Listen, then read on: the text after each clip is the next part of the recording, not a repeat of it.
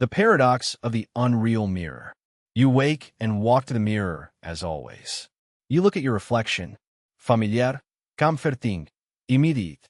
You blink, he blinks. You raise your right hand, he raises his left. The synchronization is perfect, like a dance that has always been rehearsed and always been known. But the more you look at it, the more fragile that familiarity begins to seem. The mirror does not know you. It does not feel what you feel. It is not alive. It is just a flat surface reflecting light. And yet, it imitates you perfectly. Each movement, each breath, each subtle change in posture is so perfect that you stop questioning it. But pause. Really stop and look. What are you exactly seeing? That reflection is not you. It is an image created by rays of light bouncing off your body and hitting the glass. It has no thoughts, memories, or intentions. It is not aware of itself or you. But the strangest thing is that you treat it as you. Not only similar, but identical despite being inverted. But here's the twist.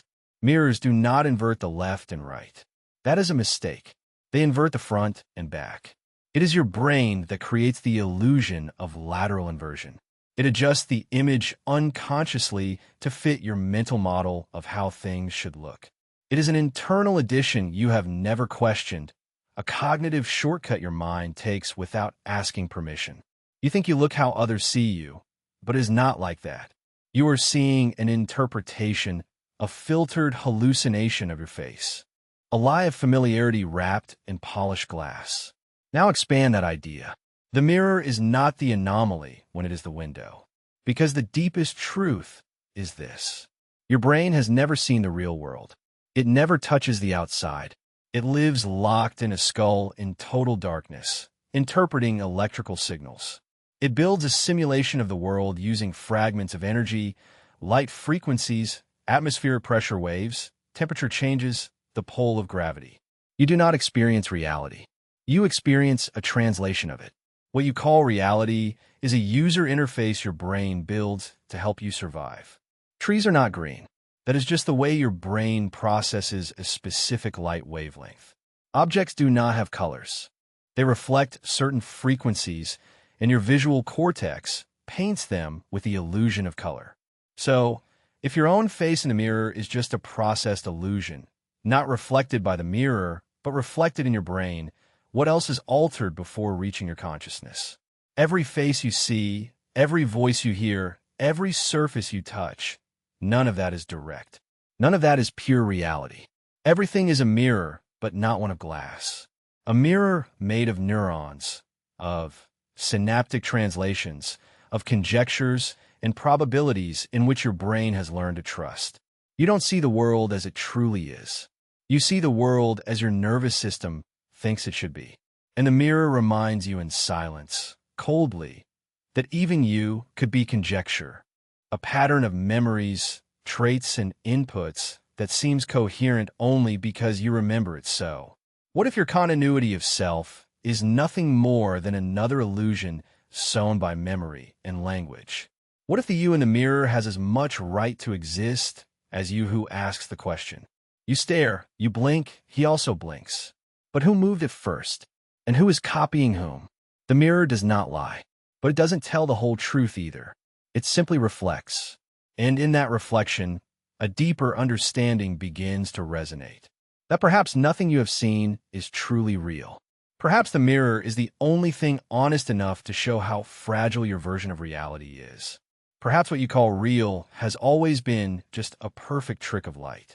The paradox is the dream that never ends. Close your eyes. Imagine you wake up tomorrow and realize that everything you have known, all the people you have loved, all the thoughts you have had, everything was just a dream. Not figuratively, but literally. A vivid and perfectly crafted illusion that seemed indistinguishable from reality itself. The bed you slept in, the house you called home, the laws of physics that you never questioned were all part of a dream so detailed and coherent that it deceived you for years. But now you are awake, truly awake, and the dream is over. What do you feel at that moment? Panic, loss, or perhaps amazement? Because if your whole life could be simulated by a dream, What would prevent this very moment from being part of another? This is the essence of the paradox, the dream that never ends. It begins with a disturbing idea. You have had dreams in which you did not know you were dreaming. You have walked through entire landscapes, felt emotions, had conversations, and even created memories, all while you slept. Your brain was inside a false world and treated it as real. You did not question gravity then. You didn't wonder if the people around you were just mental constructs. You believed in that reality until waking up. So how do you know you're not still dreaming now? You might say, well, this feels different. This feels real. But so did the dream. In fact, many dreams have a sense of hyperreality in which the colors are more vivid, the emotions more intense, and the logic more fluid. And once you have had a lucid dream, in which you are aware within the dream, the boundary between dream reality and waking reality begins to blur. You begin to question not only your dreams, but also your waking experiences. What makes one more real than another? This is where it gets stranger. There is no proof, no foolproof method that can tell you for sure that you're not dreaming now. Any evidence you try to gather could be part of that dream. You could try pinching yourself. You can turn on any light switch. You can ask someone to confirm that you are awake. But all those reactions, all those signals, could be integrated into the dream's logic. After all, you likely have had dreams in which someone told you, this is real, and you believe them until waking up. Philosophers from Plato to Descartes and Chuang Tzu have dealt with this idea. Zhuangzi dreamed he was a butterfly fluttering through the air, not remembering he was a man. When he woke, he asked, was I a man dreaming that I was a butterfly, or am I now a butterfly dreaming that I am a man? Descartes built his entire philosophy on doubt of the senses, on the possibility that some evil demon could deceive him, feeding him a dream of reality. And in the modern era, science has not given us better tools to escape this paradox. We continue to rely on sensory stimuli, sight, hearing, memory, and emotions to define what is real. But if those stimuli can be simulated, then the distinction between dream and reality collapses. Some theorists suggest that we could live inside a nested simulation, a dream within a dream, each layer more credible than the last. Others propose that consciousness itself could be the dreamer and reality the dream, that what we call the self is just a pattern of consciousness that flows through whatever environment is presented, whether awake or not. So, even if you woke, how would you know this is not just the next level? Here is the terrifying implication. If there is no way to know that you're dreaming while you are dreaming, then it is entirely possible, even probable, that you have never stopped dreaming. That this life, these memories, all your sense of self, could be part of a dream so deep and perfect that no one ever wakes. A dream that passes from mind to mind like a cosmic witness, without beginning or end. And that is why the paradox haunts us, because every attempt to prove that we are really awake leads us back to a source we cannot verify. Our own perception, a closed loop, a hall of mirrors, a dream that never ends. The paradox of the forgotten world. Imagine you are born into a perfectly coherent world. You know your name, your family, your favorite food, and the texture of the sheets on your bed. You have a story, maybe even one or two traumas and memories that go back to childhood. Everything fits. Everything seems to make sense. But then, one day, without warning, something small breaks the pattern. Maybe it's a phrase that someone says that you have heard before in an impossible way. Maybe it's a strange familiarity in a place you've never visited. Or maybe it's just a silent feeling that everything you know is wrong. Not because it is false, but because it is incomplete. This is the first crack in the paradox of the forgotten world. The disturbing possibility that your current reality is only a fraction of what is real and that everything else has been deliberately hidden or, worse, forgotten. It suggests that you have been here before, that this world, this place is not new. You simply do not remember the last time. But the memory is there, buried under layers of reconfigured thoughts and blurred dreams. And from time to time, it surfaces in the form of déjà vu. Now think about this. If you had lived another life and all the memories of that life had been erased, would you know? Would you feel it in your bones like a phantom limb of the soul? Or would it disappear completely, leaving you blind to your own draft? This paradox revolves around the fragile relationship between memory and reality. Because we not only experience the world, but remember it. And without memory, there is no continuity, no identity, no sense of truth. So if your memories could be modified, erased, or rewritten, who would you be? It is not science fiction. Every night, your brain carries out memory consolidation routines. It prunes and reshapes your experiences, discards things you thought were important, and rewrites timelines to fit its narrative. There is evidence that memory is more like storytelling than storage, more like painting than photography. And if our memories are so malleable, so prone to editing, then it turns out disturbingly plausible that a whole life can be erased, that you have been someone else in another place and never known it. What makes this even more disturbing is the idea that this oblivion could be systemic, not just personal but structural.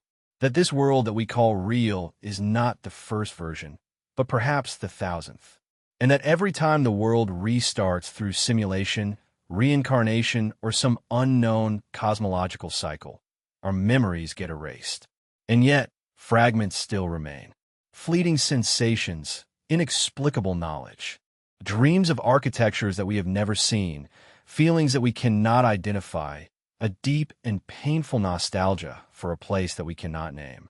So, what happens if this theory holds true? If the world is rebuilt again and again, convincing us each time that it is the first, the only, the true, then reality is not simply a construction. It is a loop, and you are a ghost trapped within a cycle of oblivion.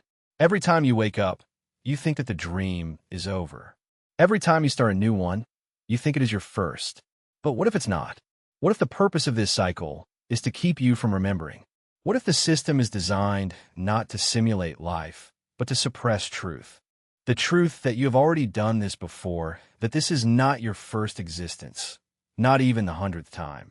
That your oblivion is not an accident, but the very structure of your captivity itself. And then the paradox hits you back. Because if you have lived before, but you have forgotten, and now you are remembering, is that proof that it is true or just another layer of illusion? That is the terrifying genius of this forgotten world. The moment you start questioning it, you only reinforce the trap. You start to doubt whether your suspicions are breakthroughs or just part of the script.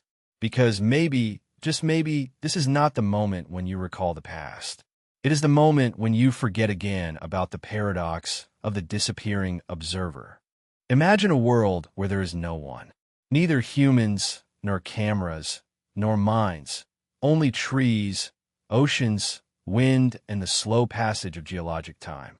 In that world, a rock falls from a cliff and crashes on the ground. But now ask yourself, did it make noise? Instinctively, you will say yes. But sound is not the same thing as vibration.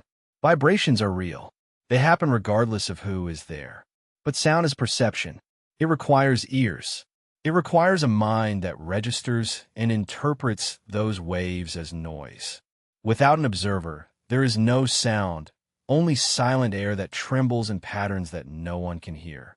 This is the gateway to the paradox of a disappearing observer, a puzzle that goes into the deepest part of reality. Not what is out there, but what only exists when it is seen, heard, or even thought. If there is no conscious mind that witnesses an event, does it really happen as we believe it does? Does color exist in darkness? Does flavor exist in food that has not been eaten? Does beauty exist in sunsets that no one sees? At first, they seem like poetic questions, but they hint at something far stranger. That reality itself may not be completely real until someone observes things. Quantum physics not only flirts with this idea, but fully embraces it. In famous experiments, such as the double slit, particles behave differently based on whether they are observed. Photons pass through two slits and form an interference pattern until a detector is placed so as to observe which slit they pass. Then, the pattern simply disappears. The act of measuring the observation collapses a quantum wave into a fixed result. It is as if the universe behaved in one way when we look at it, and in another when we do not look at it. As if it were doing a trick, but only when there is an audience present. Now expand this concept. What if the whole universe was like that? What if all existence is in a quantum superposition? Not only particles, but objects, events, even time itself. Until someone notices it. It may seem absurd, but think about it carefully. Every moment of your life, every place you have known, every face you have seen, every idea you have had, has only existed for you once you realized it. Everything else is rumors, insinuations, hypotheses, but it is not real for you. You have not experienced it personally. This is where the paradox gets deeper. If reality requires an observer, and if you, as an observer, are made of reality, what came first? Can a mirror reflect itself to exist? Can a thought think itself to exist? You exist in the world, but the world also exists within your consciousness. So, which is more fundamental? The matter you walk on, or the mind that perceives it? If the mind disappears, so too does the world. There is a philosophical idea called solipsism, the belief that one can only know the existence of their own mind. Everything else is potentially an illusion. It is often dismissed as extreme. But what if it does not say that other people do not exist?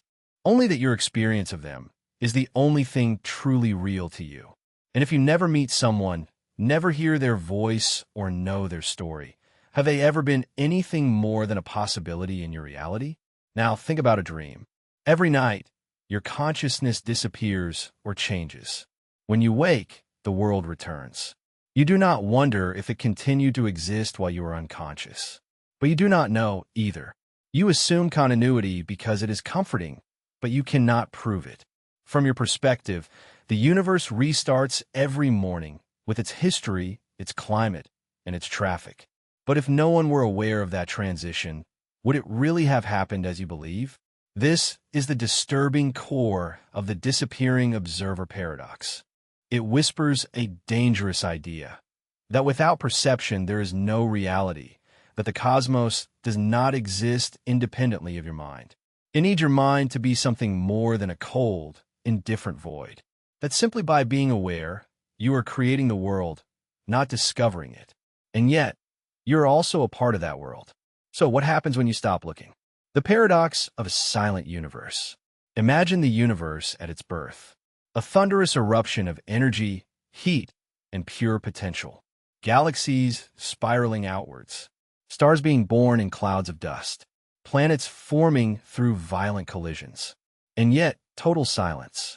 Not only silence in the sense that we understand it as an absence of sound, but a deeper silence. A silence of meaning. A silence of experience. Because in that primitive cosmos, there were no minds, no ears, no thoughts, no perception. It was a universe with no one in it. Now, think about what that truly means. Everything that has happened from the first supernova to the slow dance of dark matter unfolded without anyone knowing. It is easy to imagine those events as majestic, cinematic moments full of awe and grandeur. But who was there to feel amazed? Who was there to witness all this? Without a conscious observer, the entire history of the universe becomes like a movie that has never been seen. Each frame rendered in detail, exquisite but invisible, intangible, unprocessed. This is not simply a poetic observation. It is a fundamental paradox about what reality truly is. Because this is the truth. Without consciousness, the universe has no reference point. It is just data, raw information, unfiltered, uninterpreted, unexamined. A planet revolving in a galaxy is just a mathematical equation unless someone experiences it. A rainbow is just refracted light unless someone sees one.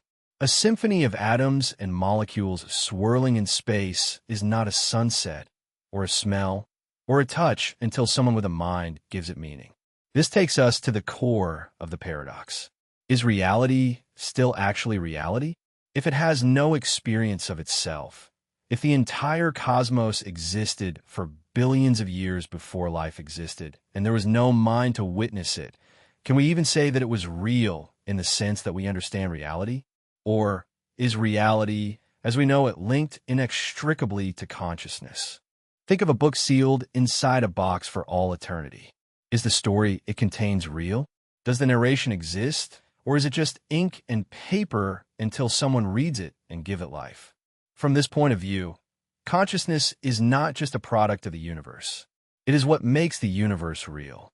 Not in the sense that rocks and stars do not exist, but in the sense that existence without observation is empty, unverified, frozen in potential. When a child opens their eyes for the first time, the world is born again. When you close your eyes, the world goes away, not objectively, but subjectively, which could be the only reality you really know. Even science, with all its rigor, depends on observation. Each measurement, each experiment, each test, everything requires an observer. The act of measuring changes what's measured. The act of seeing selects what's seen. Without someone to check it, a theory is not truth. It is a possibility, a dream waiting confirmation by a mind. And yet, that same mind is part of the universe it measures. So, once again, the circle closes. The observer and the observed become intertwined, and we are left wondering, does the universe create minds to see itself? Or are minds the ones that create the universe by seeing it? Now zoom out. Imagine the cosmos again, but this time full of trillions of stars and without any consciousness. No life, no thought, just an infinite expanse of matter and movement. Would that be a universe in any real sense? Or would it be an elaborate mirage, impressive but without purpose, without anyone to ask questions? Does mystery exist without anyone to ask about it? Does beauty even matter? Without anyone to suffer, to love, or to dream, is there anything? This is the paradox of the silent universe. That everything we call real could be just a reflection in the mirror of mind. That the cosmos, however vast and ancient, means nothing unless known. And that, perhaps terrifyingly, its meaning dies with us all. The paradox is the observer's cage. Imagine you looking at the night sky, tracing constellations with your gaze. You feel small under the cosmos, as if you were just a flash in a story far older and bigger than you. But then think of this. The stars you see are not the stars as they are now. As they were years or even millennia ago, their light traveled great distances before reaching your eyes.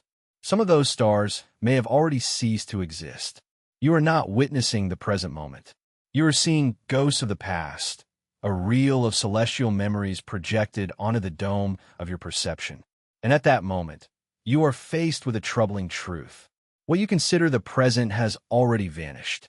What you consider reality is always one step beyond. That brings us to the observer, to you now. All the experiences you have had have passed through your mind's filter. You have never seen the world directly. You have only seen electrical signals interpreted by your brain. When you look at a red apple, you don't see the color red. You are processing a specific wavelength of light transformed into color by neural circuits. When you touch something soft, you're not feeling the object itself. You're feeling a response generated by your nervous system. At all levels, you are separated from the pure world by a veil of perception. This is the observer's cage, a reality from which you can never escape because you do not interact with the universe directly. You only interact with your model of it. In essence, you are trapped inside a simulation that your brain constantly renders in real time. And the worst thing is that you cannot escape because you are the simulation. You are not just watching the show. You are the screen on which it is played. The more you think, the more you reinforce the illusion that your thoughts reflect the world, when they only reflect your own mind. Even time, the great backbone of reality, is subjective. A moment of danger lasts an eternity. A year of routine disappears in a blink. Time is felt, not measured. And measurement itself is just another form of observation. When you say that something measures 1 m, you are referring to a standard defined by human beings, measured by human beings and understood only through human constructions. In nature, there are no meters, only relative distances and patterns waiting to be interpreted. Here, is the paradox. The universe exists independently, but everything you know about it depends entirely on you. If consciousness ceased to exist, if all thinking beings disappeared, would the universe still be real? Or would it become something completely different? An unknowable, immeasurable, unobservable, and perhaps in a deep sense, unreal reality. The observer's cage reveals a truth that we rarely face. We are prisoners of our own senses. We can send probes to the edge of the solar system, simulate the birth of galaxies, measure gravitational waves, but we cannot get out of our heads. We do not see the world as it is. We see the world as we are. And yet, this prison is the only place we have known. Everything you love, everything you fear, all your dreams, all your disappointments, everything has happened within this perceptual framework. You have never truly touched another mind. You have only seen echoes of thoughts reflected in language and actions. You have never experienced another person's reality, only your own model of it. Even your memories are reconstructions created by a brain that rewrites the past as easily as it forgets it. So, the question is, if all reality is experienced from inside a subjective camera that you cannot leave, does an exterior truly exist? Or is the illusion of external truth just a trick your mind plays to console itself? After all, we build telescopes and microscopes not to escape ourselves, but to see more of ourselves reflected in the universe. This is the paradox of the observer's cage. The more we explore, the more we realize we are only tracing the contours of our own limitations. That reality, however vast it may be, could just be a house of mirrors. And that truth could be unknowable because it can never be seen without the mind's mirror. The paradox of infinite regression. Close your eyes for a moment and imagine you are trying to explain where you are. Not only your city, your country, or even your planet, but really where are you? You could say that you are sitting in a room. That room is inside a building. The building is on a street. The street is in a city. The city is part of a country. That country exists on a planet. That planet orbits a star. That star is one of the billions in a galaxy. That galaxy moves in a vast network of other galaxies. And those galaxies all form part of the observable universe. A bubble of light and gravity, expanding and aging, extending towards what could be an unattainable horizon. But what is beyond? No matter how much you move the image away, there's always something else containing it. And therein lies the paradox. Each level of reality that we define depends on something external giving it context. But that chain never ends. The more you look for the definitive framework, the final answer to where or what you are, the more you discover that reality is built on bottomless layers, without beginning or end. It is like placing a mirror in front of another mirror. You see an infinite corridor of reflections extending to infinity, but none of them are real. They are all echoes of each other, illusions generated by perspective. And, nevertheless, they seem infinite, just like the structure of your existence. This is the paradox of infinite regression, the idea that every explanation requires another explanation. Each layer of truth requires another, deeper one below. And no matter how much you dig, you never find bedrock, just more questions. It is not just a philosophical puzzle. It is integrated into physics, mathematics, consciousness, and even language. Let's take causality, the idea that every effect has a cause. You exist because your parents existed. They existed because their parents existed. If you keep going back far enough, you will reach the origin of life. If you continue even further, you will be tracing particles born from cosmic processes that arose after the Big Bang. But what caused the Big Bang? Some say quantum fluctuations. But what caused those fluctuations? In what framework did they exist? And if you say that nothing caused the beginning, that it simply was, then you run into a wall that your mind cannot surmount. A limit without logic behind it.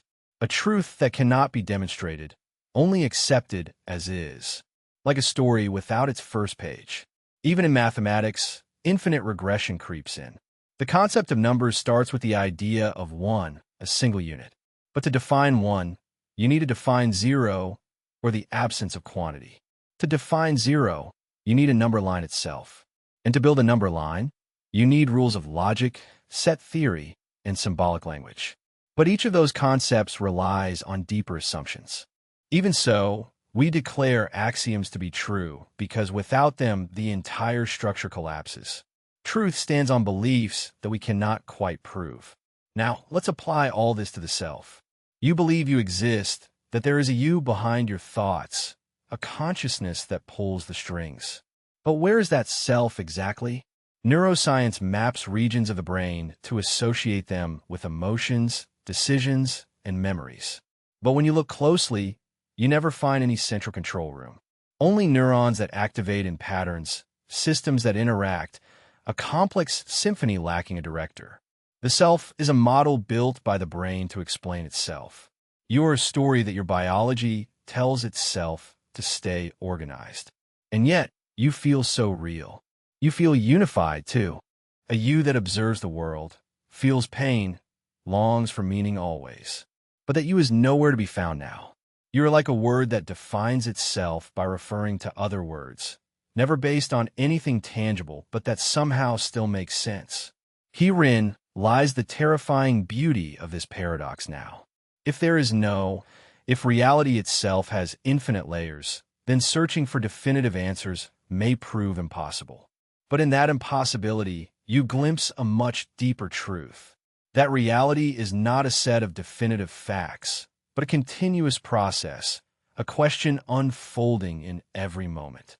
And perhaps the self, the universe, and everything in between are not things that are discovered, but stories that are told, endlessly nested within each other, like dreams inside dreams. That you are not a destination, but a direction instead. The paradox is the hidden observer. Imagine yourself in front of a camera that records all of your movements.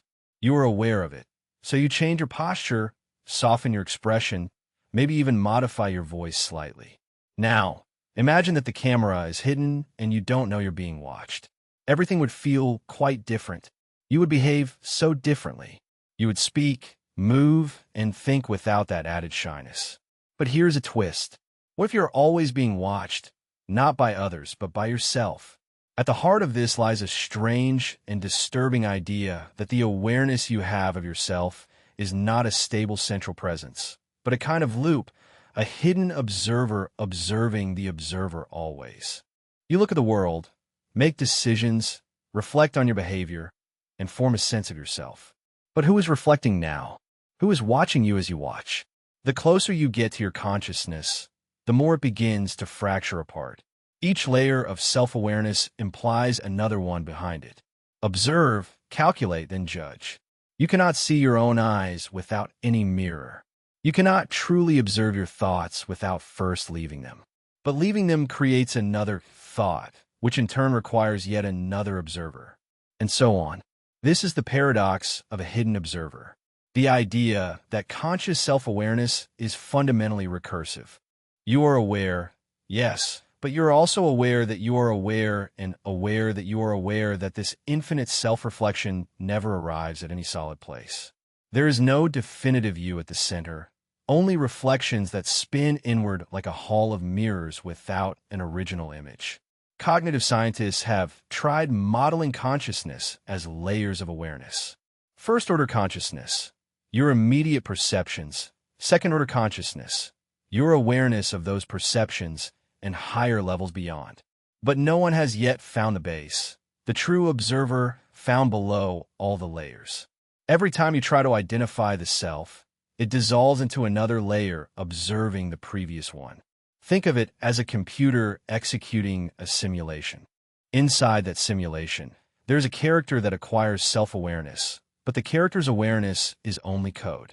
And the code is executed by a program. And the program is executed on hardware. And that hardware was designed by someone you'll never know.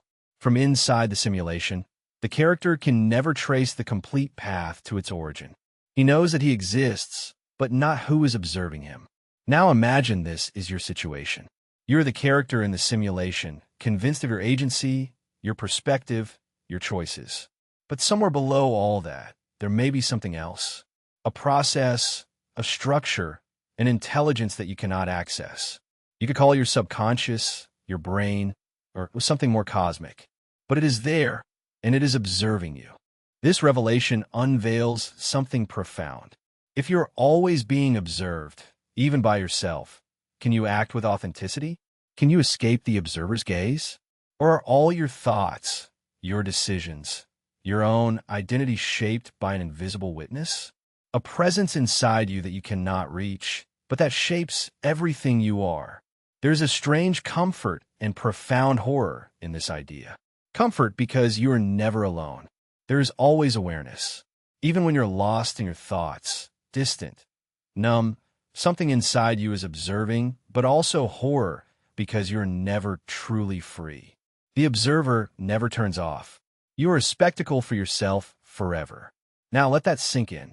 Because if reality requires an observer, and if the observer cannot be found, then perhaps the entire structure of consciousness is a paradox in movement. Perhaps you're not a being at all, but a recursive process, a thought that thinks itself, which should not be possible. The paradox of the absent universe. Imagine that you wake up in a world without objects, without stars, without trees, without buildings, not even your own body. There's only awareness.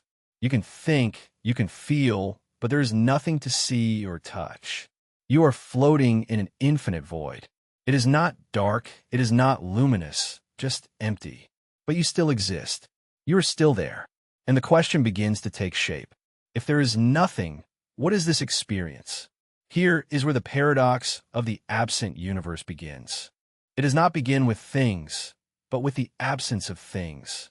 If you eliminate all the material components of reality, all the matter, all the space, all the time, and there is still something left, what is it? What is this irreducible being that does not need a universe to exist? The philosophers have long been trying to determine what it is that makes something real. Are those the atoms, the particles, the energy? But if you eliminate all that and find that pure, raw experience, unfiltered, then you are forced to question everything. Perhaps the universe is not what creates consciousness. Perhaps the universe is what consciousness projects. In physics, there is the idea of the observer effect, according to which observing a quantum particle alters its behavior. But what if this principle were deeper? What if reality itself did not exist until observed? What if everything, the planets, the people, the time, the emotions, only existed when they were looked at? What if the universe is not the first thing, but you? Now, take that thought further. What if behind everything there is no real world, but only the illusion of one, sustained by your mind structure? Every sound you hear, every color you see, every memory you evoke, everything arises within you, not outside. You think you're living in a world, but what if the world is living in you? And this is where it gets even stranger. If everyone else is having the same experience, if each mind generates its own version of reality, then what keeps it all together? What connects these countless private universes? Is there such a thing as a shared world? Or are we all alone, dreaming in parallel, confusing the echo of our own thoughts with a common truth? It's not just idle speculation. In theoretical physics, some interpretations of quantum mechanics suggest that the universe only exists in a superposition of states until it is observed, which means that the moon might not be there when no one is looking at it. It might not exist in any defined form until someone realizes. So now we return to the void, that imaginary place where there is no matter, no space, no time, only you. You thought you needed a universe to exist, but maybe the universe needs you. Perhaps reality is the background noise of consciousness, the stage built after the actor goes up on it. And when you leave, when consciousness fades, the stage collapses into nothingness. Once again, this is the paradox of the absent universe. The idea that the universe does not exist without consciousness, and that consciousness might not need a universe at all. It suggests something terrifying and beautiful, that the only thing truly real is your own experience. And if that is true, then everything else, the planets, the stars, the history, even your past, could be imaginary scaffolding, just shadows dancing inside your skull. The paradox of the Hall of Mirrors. Imagine you enter a vast circular room where every inch of the wall is a perfect mirror. No frames, no joints, just an infinite horizon of reflections. As you walk, your footsteps echo, but there is nothing more than you and your infinite copies, which extend to an unattainable distance. You wave your hand. Everyone greets you back. You smile. The entire universe smiles back at you. But then an idea assails you. Which is the original? This is the beginning of the paradox of the Room of Mirrors, a mental experiment that challenges the very foundations of identity, reality, and perception. At first glance, it seems simple. You're standing there, and the others are reflections. But what if you had been born in this room? What if you had never known anything else? No sun, no sky, no past, only the copies of yourself and the actions they perform. In time, you start to notice something strange. A reflection somewhere in the immense depth of the mirror's wavers, just a little. Half a second difference. At first, you think it's an illusion, but it happens again. A delayed blink, a hand that rises slowly, a forced smile, something does not add up, and you start to wonder, what if you are not the original? What if you are the one who has the delay, and one of the reflections is more real than you are? Now let's go back. In the physical world, we rely on the senses, sight, hearing, and touch to confirm that the world is real and coherent. But these senses get processed in the brain, and the brain is easy to fool. Optical illusions, hallucinations, and even dreams reveal how fragile our sense of truth is. So, when you see a reflection, what confirms to you that you are the one who is seeing it? Could it not be the other way around? Let's take this further. Suppose you're not even inside a room. Suppose there is no room. Suppose at the moment you were born, you were placed in a simulation that perfectly imitates this hall of mirrors. The reflections are not built with glass, but with code, with algorithms, and each of you is an independent process, without knowing that it's not the only one. Each one is convinced that he is the real observer. Each one sure that the others are just projections. But now introduce an error, a small flaw in the system. One of the copies begins questioning itself. It perceives the repetition. He realizes that everything responds too perfectly, like a script written in advance. And in that crack of conscience, he begins to suspect that he is not alone, that he is not original, that he may be one of many. And with that suspicion, everything begins to fall apart. In philosophy, this echoes the classic problem of solipsism, the belief that only one's own mind is sure to exist. But the Hall of Mirrors goes a step further. It not only questions whether others are real, it questions whether you are real. If all experience is reflected, then authenticity becomes impossible to define. Each version of yourself feels real, even if it is just a copy. So, what separates the original from its reflection? And if you cannot prove that you are the original, what makes you believe that you are? Even modern theories of cognitive science suggest that the self is not a static entity, but a reconstruction, a constantly updated narrative that the brain tells itself. So your identity is not a solid object. It is a mirror that constantly reflects the story you choose to believe. This is where the paradox reaches its core. In a world of perfect reflections, there is no original. Each copy is as complete, as conscious, and as you as the next. And that means that the idea of a unique, real self may be an illusion, a comforting fiction to hide an unbearable truth. This is the paradox of the Hall of Mirrors, the disturbing realization that if everything you are can be copied perfectly, then nothing about you can be fundamentally real. Just a wave in a hall of mirrors that endlessly repeats an identity that never really existed. The paradox of the infinite box. Imagine a box, not a box of wood or metal, but something conceptual. A container that contains everything you know, everything you have experienced. Your senses, your memories, your understanding of time, space, and self, all carefully folded within the limits of this mental box. Now, imagine someone telling you that everything inside this box is false, not only inaccurate, but completely made up. And what is worse, There is no way to open the box or even know if it's real. This is the paradox of the infinite box, and it starts with a simple idea. If all your perception of reality can be contained, if it can be simulated, compressed, or limited by something bigger, how can you know what is outside that container? The paradox forces us to face the terrifying possibility that everything we perceive is not only limited, but potentially an illusion. Let's start with the idea of nested systems. You exist in a universe that seems vast and infinite. But what if this universe was just a layer, a simulation that runs inside a larger system? What if the laws of physics were simply the rules of this box, programmed and stable, but totally artificial? And if that were the case, how many boxes could there be? Could your world be a simulation within a simulation? Could there be infinite layers, each containing another, each unaware of the one above? Now ask yourself, how could you know? All the sensations you trust, light, sound, texture, memory, are filtered through a brain that interprets the signals. If those signals are generated artificially or even subtly manipulated, your experience of truth becomes suspect. Imagine being trapped in a perfectly rendered simulation. The trees sway, the wind whistles, you eat, you sleep, you laugh, you cry.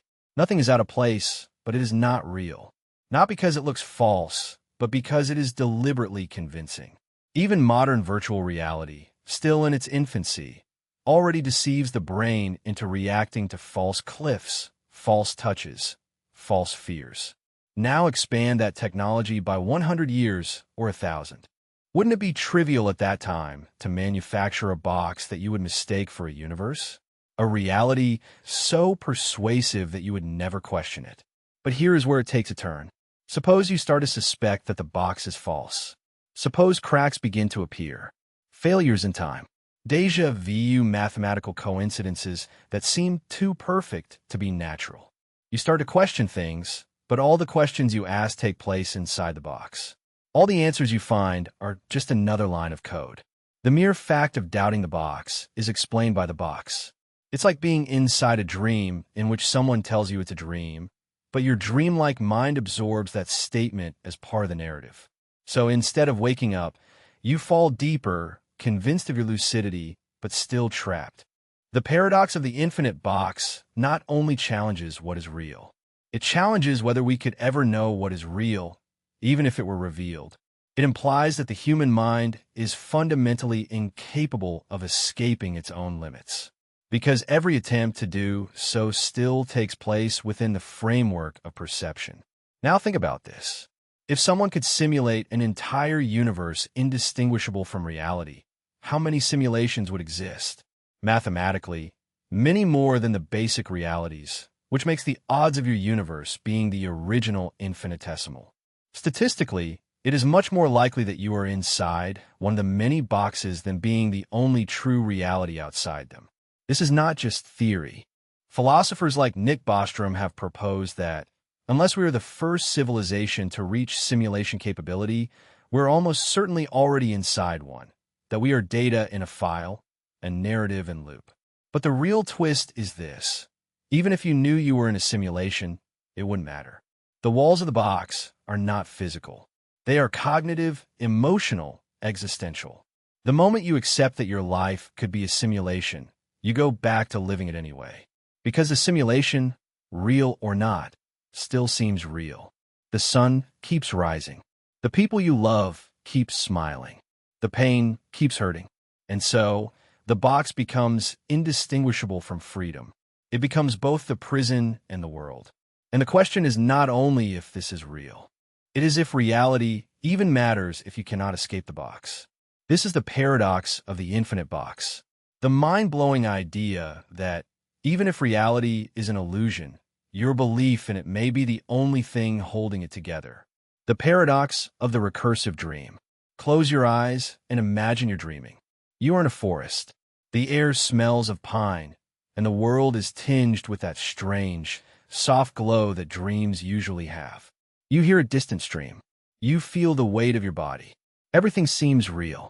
Suddenly, you wake up, but not in your bed, but in a completely different room. The light is unfamiliar. The walls are strange. You realize that you were dreaming. You were asleep in this new room, and the forest was just a product of your sleeping mind. But what if a few moments later you wake up again in your real bed? Back in your real life, the experience of a dream within a dream has happened to many people. It is disorienting, disconcerting, and sometimes terrifying. And it leads us to the paradox of the recursive dream, the disturbing idea that there is no end point at which to wake.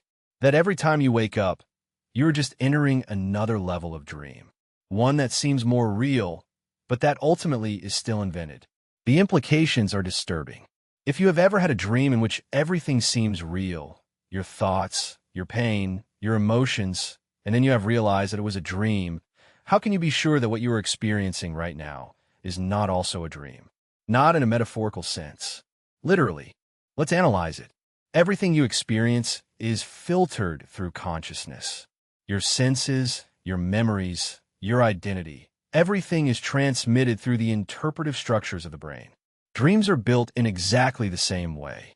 In both states, you do not interact directly with reality. You relate to an internal model built from signals. What if your current reality was just the most stable dream? A persistent one, with rules and continuity, but still a dream. One in which the you that you consider yourself to be is no more real than the you that explored the forest, floated over the city, or fled from monsters through changing corridors. This is where it gets spiral. Let's say you go to sleep tonight, and in your dream, you live a whole life. Decades pass. You get married. You get old. It is vivid. It feels longer and more emotionally rich than your waking life. Then, in an instant, you return to bed. You realize it was just a dream. You feel relieved. You move on. But what if that also was a dream? And you wake up again and again. Now, imagine that there is no basic level in which this process continues infinitely, or even worse, that it has already done so. That every time you wake up, you only pass to another frame of illusion, convinced that it is real because your internal logic has to believe that it is real in order to function. The paradox of the recursive dream shatters the notion of finality. It suggests there may not be any fundamental truth. Only infinite strata of simulated realities, each with its own physics, time, and identity. Each one convincing enough so the self trapped inside believes it. In dreams, we rarely question our surroundings. We accept the strange as normal. We mix scenes without resistance. So, what makes you think this is not just another level? Perhaps the reason why you have not questioned this reality is the same reason why you do not question the logic of flying without wings or talking to people who died long ago in your dreams.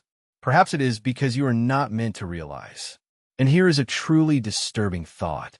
What if the only moment of real truth occurred in the instant you realized that none of it was real? That even you are a fiction constructed by layers of perception? A consciousness that bounces from one frame to another, never landing, always believing until it stops. But then, do you wake or descend more deeply? Because in this paradox, waking does not bring you closer to reality. It is just another illusion, better illuminated, more coherent, but still imaginary. It is still a fabrication, still a dream. And the question that remains is one that perhaps you can never answer. How many layers deep are you right now? The paradox of inverted evidence. Consider the foundations of belief. The reasons we trust that the world is real. We rely on evidence. The sensation of the ground under our feet, the taste of coffee in the morning, the faces of people we love. These sensory experiences become the scaffolding upon which we build our understanding of reality. But what happens when the mere existence of convincing evidence becomes the strongest argument that none of it is real? This is the paradox of inverted evidence. The idea that the more perfect reality presents itself, the more likely it is fabricated. Let's take a step back. Imagine you are inside a perfect simulation. One so advanced, so impeccable that everything seems real. Each sound resonates with natural acoustics. Each sunrise follows the laws of physics. Each conversation reflects authentic emotions. It is indistinguishable from reality. That is key. A good simulation must hide the fact it is artificial. It must convince its inhabitants that the world around them is not only stable and makes sense, but fundamentally real. In that case, the presence of evidence becomes a kind of trap. The better the illusion, the fewer cracks there are. The fewer cracks there are, the fewer reasons exist to doubt, and the fewer doubts exist, the more trapped you are in believing that it's real. That is the investment. The more convinced you are, the less likely you are to realize that everything's a lie. The very strength of your conviction, your belief in the truth of what you see and feel, becomes the strongest symptom of illusion. Imagine a magician who performs a trick so perfect, so impeccable, that no one suspects a trick has occurred. The applause does not come from seeing through the illusion, but from belief in its authenticity. Now, imagine a simulation designed with the same precision, only you're not watching the show. You are inside it. Everything you observe becomes part of the script. Every time you confirm your world through science, logic, or introspection, you're using tools provided by the simulation itself. You are following rules encoded within the illusion. You think you are discovering the truth, but you're only going deeper into the construction's walls. In this paradox, seeking evidence traps you even more. Because if the simulation is designed to be believed, then belief isn't a sign of truth, it's a sign of successful deception. And here is the twist. Perhaps you already suspect it. The feeling that something does not fit, even when everything seems fine. The silent doubt in the back of your mind, the fear that your certainty is fabricated, is not irrational. It is the paradox trying to surface. Let's take us further. Let's say someone gives you proof. Absolute and undeniable proof that your world's false. What would that be like? A technical failure, a contradiction, or a message in the sky? But here's the problem. Any evidence can be explained within the system. If your senses are the only tools you have, and those senses are controlled by the system, then there's no escape. Every understanding you reach, every philosophical advance, every moment of existential clarity could be pre-programmed as a dream that allows you to become lucid, not to wake you, but to give you the illusion of revelation before putting you back to sleep. And now you get to the core of the inverted evidence paradox. The more coherent your world is, the deeper you may be inside something designed to deceive. Because a messy, broken, inconsistent reality would be harder to fake. It would show seams, it would raise suspicions, it would invite questions. But a perfectly coherent, beautiful, and understandable world, one in which things make sense, where randomness is tolerable, but patterns still emerge. That is the most suspicious scenario of all. It is the kind of reality you would build if you wanted its inhabitants to never wonder what's outside it. So here you are, with your senses, your thoughts, your evidence, all pointing to the idea that your world is real. But maybe, just maybe, that is the clearest sign that it's not. The paradox of the recursive universe. Imagine you're looking at two mirrors facing each other.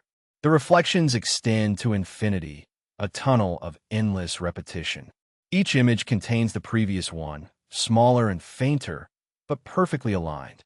Now imagine that this is not just an optical illusion. Imagine that this is the structure of your universe. A recursive loop nested infinitely within itself. Not metaphorically, but literally. This is the paradox of the recursive universe. It begins with a question that seems simple, but collapses under close analysis. What is the smallest thing that there is? Science gives us atoms, then quarks, then vibrating strings of energy. But what if those are just layers? What if each layer contains a copy of the entire universe inside it? In this paradox, reality is not a straight line from big to small. It is a spiral, a recursive loop in which each scale of existence folds on itself. Imagine a universe in which each electron is not a particle, but a small universe itself. And within that universe, more electrons, more particles, each containing even more universes without end. Your own body is not just flesh and cells, but a vast multiverse. Each cell is a galaxy, each subatomic particle is a cosmos. And on the other hand, the entire universe that you perceive may itself be be a single quantum particle within something infinitely larger than you. There is no up or down, only layers that fold over each other. In this model, consciousness is not limited to your brain. It is a wave in the recursive architecture that resonates simultaneously on a cosmic and quantum scale, never limited to any single layer of reality. And this is where things unravel. If the universe is recursive, what is real? Is the version of reality you experience just one of infinite reflections? Do your thoughts occur within you, or are you just a thought within someone else's thought? A simulation within a subatomic particle of a larger world. Let's go further. Let's say you make the decision to blink, to speak, to wonder about something. That wave affects the atoms of your brain. But if those atoms are entire universes, then your thought has just created seismic changes in a cosmos far below your scale. And when the stars explode in the sky above you, perhaps they are just the neural discharges of a higher being for whom our galaxy is nothing more than a neuron. In the paradox of the recursive universe, every action is reflected on all scales. And if that is true, then free will is not only local, it is interdimensional. Your thoughts resonate outward and inward, changing entire worlds without you knowing it. And, in turn, you may be living the consequences of decisions made by beings you will never perceive because they exist on scales you cannot imagine. But here is the disturbing twist. If this structure is infinite, there is no original. There is no first universe, nor a central layer of truth. Each level is just a copy of the one below and the one above. There is no beginning or end, only recursiveness. And in an infinitely recursive system, the very idea of truth crumbles. Because if each version is as valid as the next, if each scale contains the whole, then nothing is uniquely real. There is no final layer that can be removed and say, here it is. This is the true world. Every time you think you have found it, you realize that it is just another mirror reflecting another mirror, and so on, forever. And in that structure, your sense of self, your belief in a singular consciousness experiencing a singular universe, begins to fade.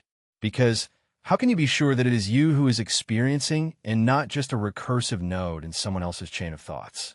You can't. Not if reality folds inward forever. Not if your world is one among infinite simulations, each nested in the particles of the previous one. Not if truth itself is recursive, the paradox of a non-local observer. Close your eyes and imagine your room. You can visualize where the furniture is. You can imagine the color of the walls, the way light filters through the window. Now, change your perspective. Imagine looking at yourself from above, as if you were floating near the ceiling, watching your own body, sitting or lying still. You can easily do it in your mind. But stop now and ask yourself, who observes that perspective? This is where the paradox of a non-local observer begins. In every waking moment, you experience life from a seemingly fixed point. Behind your eyes, inside your skull, a seat of consciousness safely hidden within your body. But that feeling of location is just that, a feeling. It is an illusion reinforced by habit and biological wiring, not necessarily the true position of consciousness. Because when you visualize yourself from a different angle, from behind, from above, or even from another person's perspective, your mind follows you effortlessly. You can project your consciousness anywhere. This strange flexibility is not just imagination.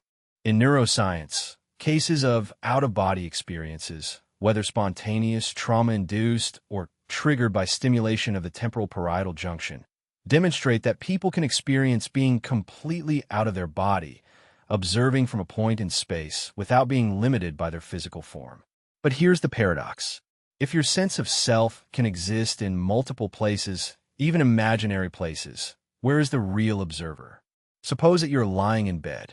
You have your eyes closed, but imagine walking down a familiar street. You turn corners, pass buildings, and even feel the ground under your imaginary feet. At this moment, your brain simulates not only vision, but also sound, movement, and even emotion, all from a place where you're not physically. You are there wherever you are. However, your body is not moved. Now think about this. If your consciousness can be projected anywhere, if it does not need to be physically present to perceive, what anchors you to your body in the first place? Is it just habit? Is your body simply the first vehicle you are most used to inhabiting? This becomes stranger when we look at quantum physics. In the phenomenon of quantum entanglement, two particles separated by great distances can affect each other instantaneously, as if distance does not matter. The concept of locality falls apart. There is no fixed position in space that contains the whole story. Consciousness may be the same. The paradox of a non-local observer suggests that consciousness is not a fixed point in space or even the brain. It may be something non-local, extended through space, capable of moving freely without being tied to matter at all. And if that is true, then the question, "Where am I?" becomes impossible to answer. You may not be in your body at all. You may not be anywhere. You may be nowhere or everywhere. The deeper implication is this. If your observing self can change location and perception, can you really claim to have a unique, grounded existence? Is your life really happening at one point? Or is it a fluid and decentralized current that is experienced from countless points of view and that is only united thanks to memory? What if your sense of continuity, the idea that you move through time from a central perspective, is simply a trick, a way in which your mind narrates an experience that was never linear, was never centered, and was never local? And if that is the case, what is the self? If the observer can be anywhere, if consciousness is not limited by position or physical limits, then there is no true anchor. There is no singular you. There is only consciousness flickering, relocating, building experience from wherever it chooses to observe. And once you see this clearly, the illusion begins to break. The mirror does not show you the whole truth. It shows the reflection of a container. But the observer, the one who sees, is already gone. He was never there. He was always somewhere else. The paradox is the frame rate of consciousness. Think about a film projector. What appears to be a movie in continuous motion is, in reality, a rapid succession of fixed frames, 24 images per second, each slightly different from the previous one. Your mind joins them, creating an illusion of time and movement. Now apply that same idea to your conscious experience. At this moment, you feel that your consciousness is fluid and continuous, a constant flow of perceptions, a smooth unfolding from now to the next. But what if that's an illusion? What if your consciousness is not a flow, but rather a series of discrete snapshots like a roll of film, and your brain joins them so well that you never notice any gaps? This is the essence of the frame rate paradox of consciousness. Neuroscientists have long debated whether perception is continuous or discrete. Some studies suggest that the brain processes sensory information in fragments, small temporal windows that last between 2 and 300 milliseconds. During this time, the information is collected and then converted to experience. In between, there is nothing, a void, a pause, an imperceptible emptiness. But your mind does not show you that emptiness. It edits them. What this means is that what you perceive as now, this moment, this sensation, this room, this phrase, may actually be a reconstruction of the recent past, frozen in perceptual fragments, which arrives just behind real time. You're not living in present. You are experiencing the last frame processed. So when are you really? If your brain constantly presents you with frames joined from a slightly delayed perception, then your experience of time is fabrication. You don't live in real time. You live in post-production. And just as a film editor can rearrange scenes or add effects to hide cuts, your mind smooths the gaps between moments, giving you the sensation of continuity where there may not be one. What if there were jumps in consciousness? Not just milliseconds, but whole seconds or minutes, and you wouldn't even realize it? What if your consciousness flickered and disappeared, constantly restarting while the world kept moving? Think of it. You wake in the morning. One moment you are dreaming, and the next you are conscious, but where was your consciousness during the transition? Did it blink like a light switch? Or did it move to a new frame with the illusion of continuity? Now apply this to your whole day. You think you're experiencing a smooth, waking life. But each moment could be an isolated and new portion, a static mental photograph in which your brain generates a false sensation of fluidity by drawing lines between stillness. You don't realize it because the illusion is perfect, seamless, like a magician's trick in which the hand you never look at is the one that does the real work. But if this is true, then your sense of identity, of continuity, of being a self that moves through time may all be an elaborate hallucination. And if your consciousness is just a collection of discrete mental frames, what plays them? What is watching this movie? In cognitive science, there is the increasingly widespread idea that there is no central self, no observer looking from behind the screen. Instead, there are only flickering frames, each with a momentary illusion of an observer embedded in it, like a character in a painting who believes they are alive. You are not the observer. You are the illusion of being observed. If that is the case, then the you that is experiencing this moment is not the same as the you that experienced the last one. You are a temporary projection, a ghost of attention sewn into a single frame, already fading and gone. And in the space between frames, there is no you. Reality then may be like a film without a reel, just light on a wall, just illusions of movement, just a slideshow of nothing, pretending to be everything. The paradox of a dead-end universe.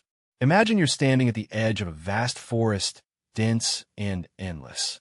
Each step you take forward seems like an advance. But in the end, you realize something terrifying. It doesn't matter how far you walk. You're only going around in circles. The more you go in, the more the forest reorganizes around you, always preventing you from reaching the edge. Now, replace the forest with reality itself. The paradox of the dead-end universe begins with a chilling possibility that every attempt to understand the true nature of existence is part of a self-correcting illusion. Each path of investigation, each tool of science, mathematics, and reason leads you not towards a fundamental truth, but to a deeper complexity that protects the illusion. The more you search, the more the answers transform into questions. The more you think you're getting closer to understanding reality, the more you limit yourself to navigating the architecture of a closed system designed to never let you out. This idea suggests that the universe may be structured as a cognitive loop, a kind of experiential labyrinth in which conscious observers are drawn to question their environment, but are never allowed to escape it. When physics reaches the limit of the knowable, it does not break, it bends. Concepts such as the Planck time, the principle of uncertainty, quantum indeterminacy, and even the limits of the speed of light act as event horizons for human understanding. Soft borders that extend infinitely, but never break. You can get close to them, model them, theorize about what is beyond, but never really get there. And not because we are not technologically advanced enough, but because it was never part of the design. The most disturbing thing about this paradox is that it is not based on any malice or deception. It may not even be a simulation. The universe could be completely real and still be a looped dead end, a space-time sandbox where consciousness arises, explores, questions, and ultimately returns to its starting point, its unknowable nature. Every effort to see beyond the curtain only tightens the folds of the curtain more. Each scientific revolution is nothing more than a recalibration of the labyrinth's walls. Some physicists describe the laws of nature as mathematical constants, forces and particles so precisely balanced that the odds of them randomly falling into place are astronomically small. But maybe they weren't random. Maybe they are just locked, adjusted. Not for life, but for coherence, to preserve the illusion of an explorable universe, a cosmic zoo that seems to extend outward, but actually folds inward on itself. If this is true, then your search for truth, for meaning, for answers, for what is behind things, is destined to crash into a wall disguised as a mirror. You don't find the exit. You only keep seeing your own reflection refracted through layers of abstraction. Mathematics, consciousness, space-time, dark matter, even logic itself. Everything is part of a wonderfully recursive system that ensures that no being within it can see the outside. Not because there is something malicious watching, but because there may be no outside. From this point of view, reality becomes an infinite corridor of closed doors. Each of them bears the label truth. Behind each door, there is a room with more doors. Behind each discovery, there is a paradox. Behind each paradox, there is another lockbox. And inside that box, you wonder, search, build new tools to open the next lock, without realizing that the locks are made with your own tools. This is the dead end.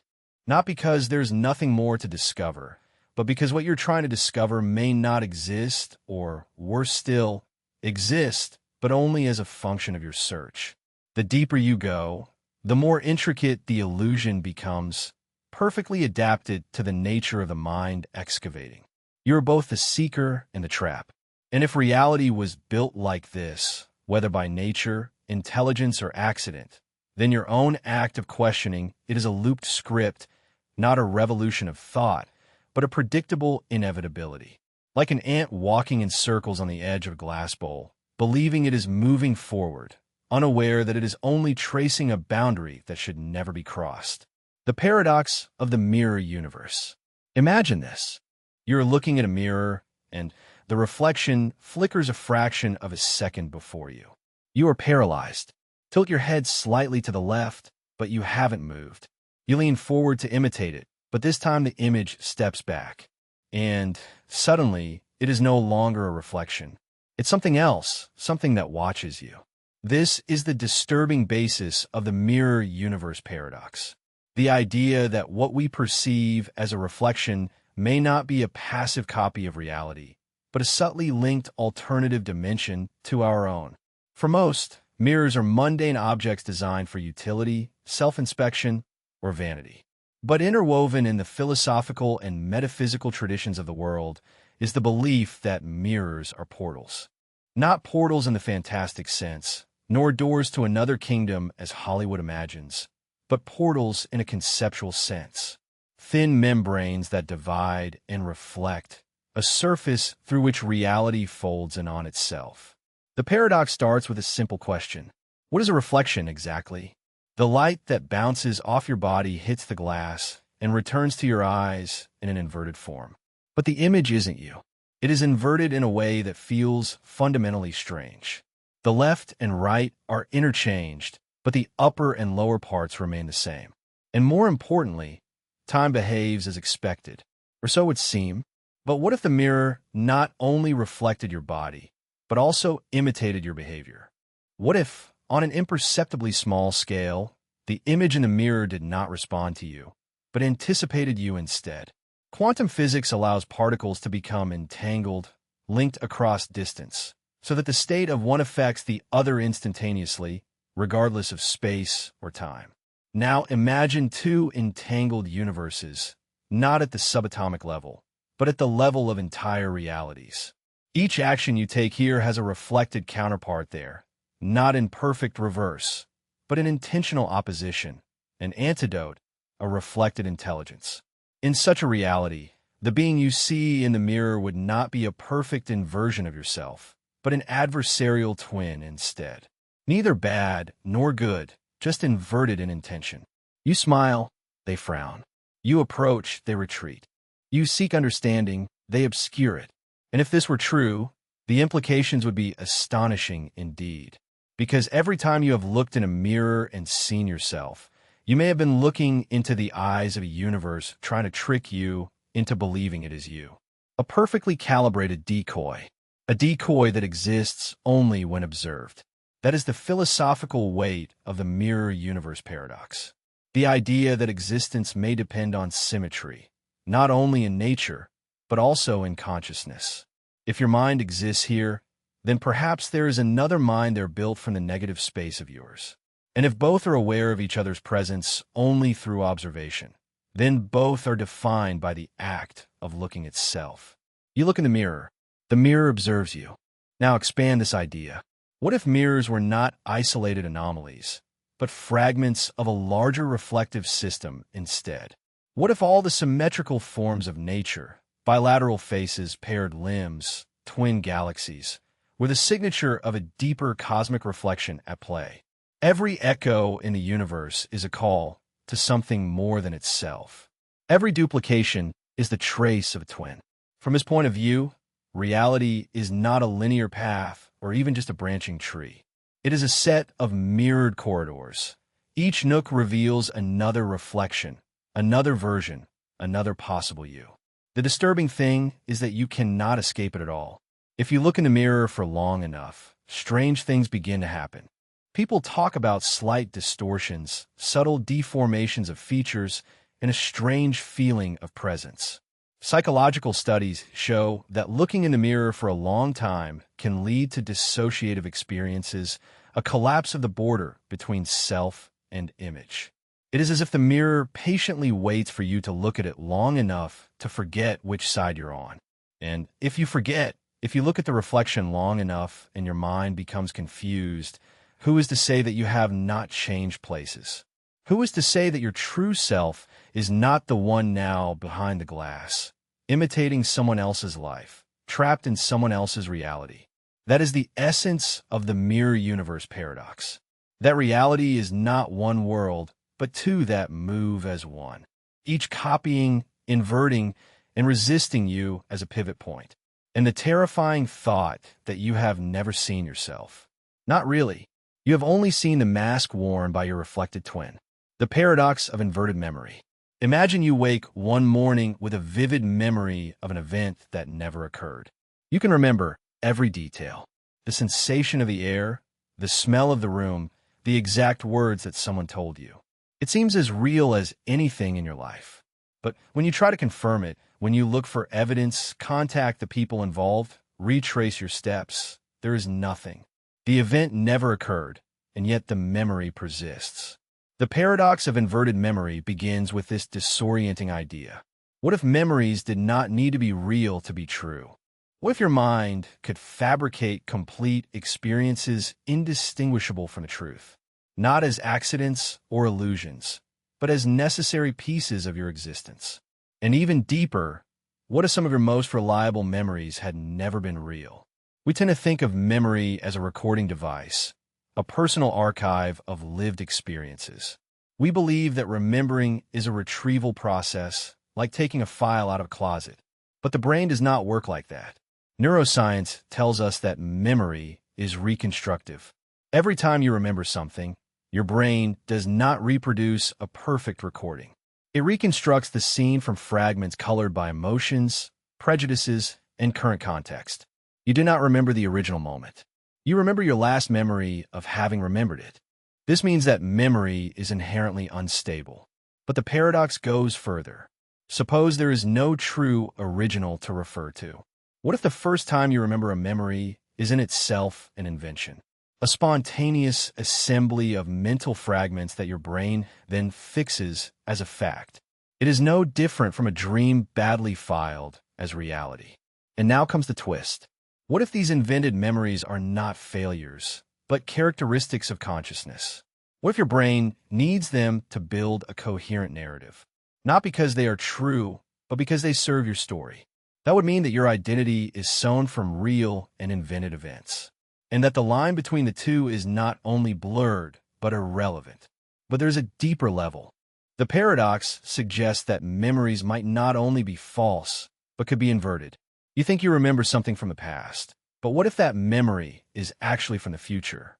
Not in the literal sense of science fiction of time travel, but in the sense that the brain could be capable of retrocausality, of experiencing the effects before the causes.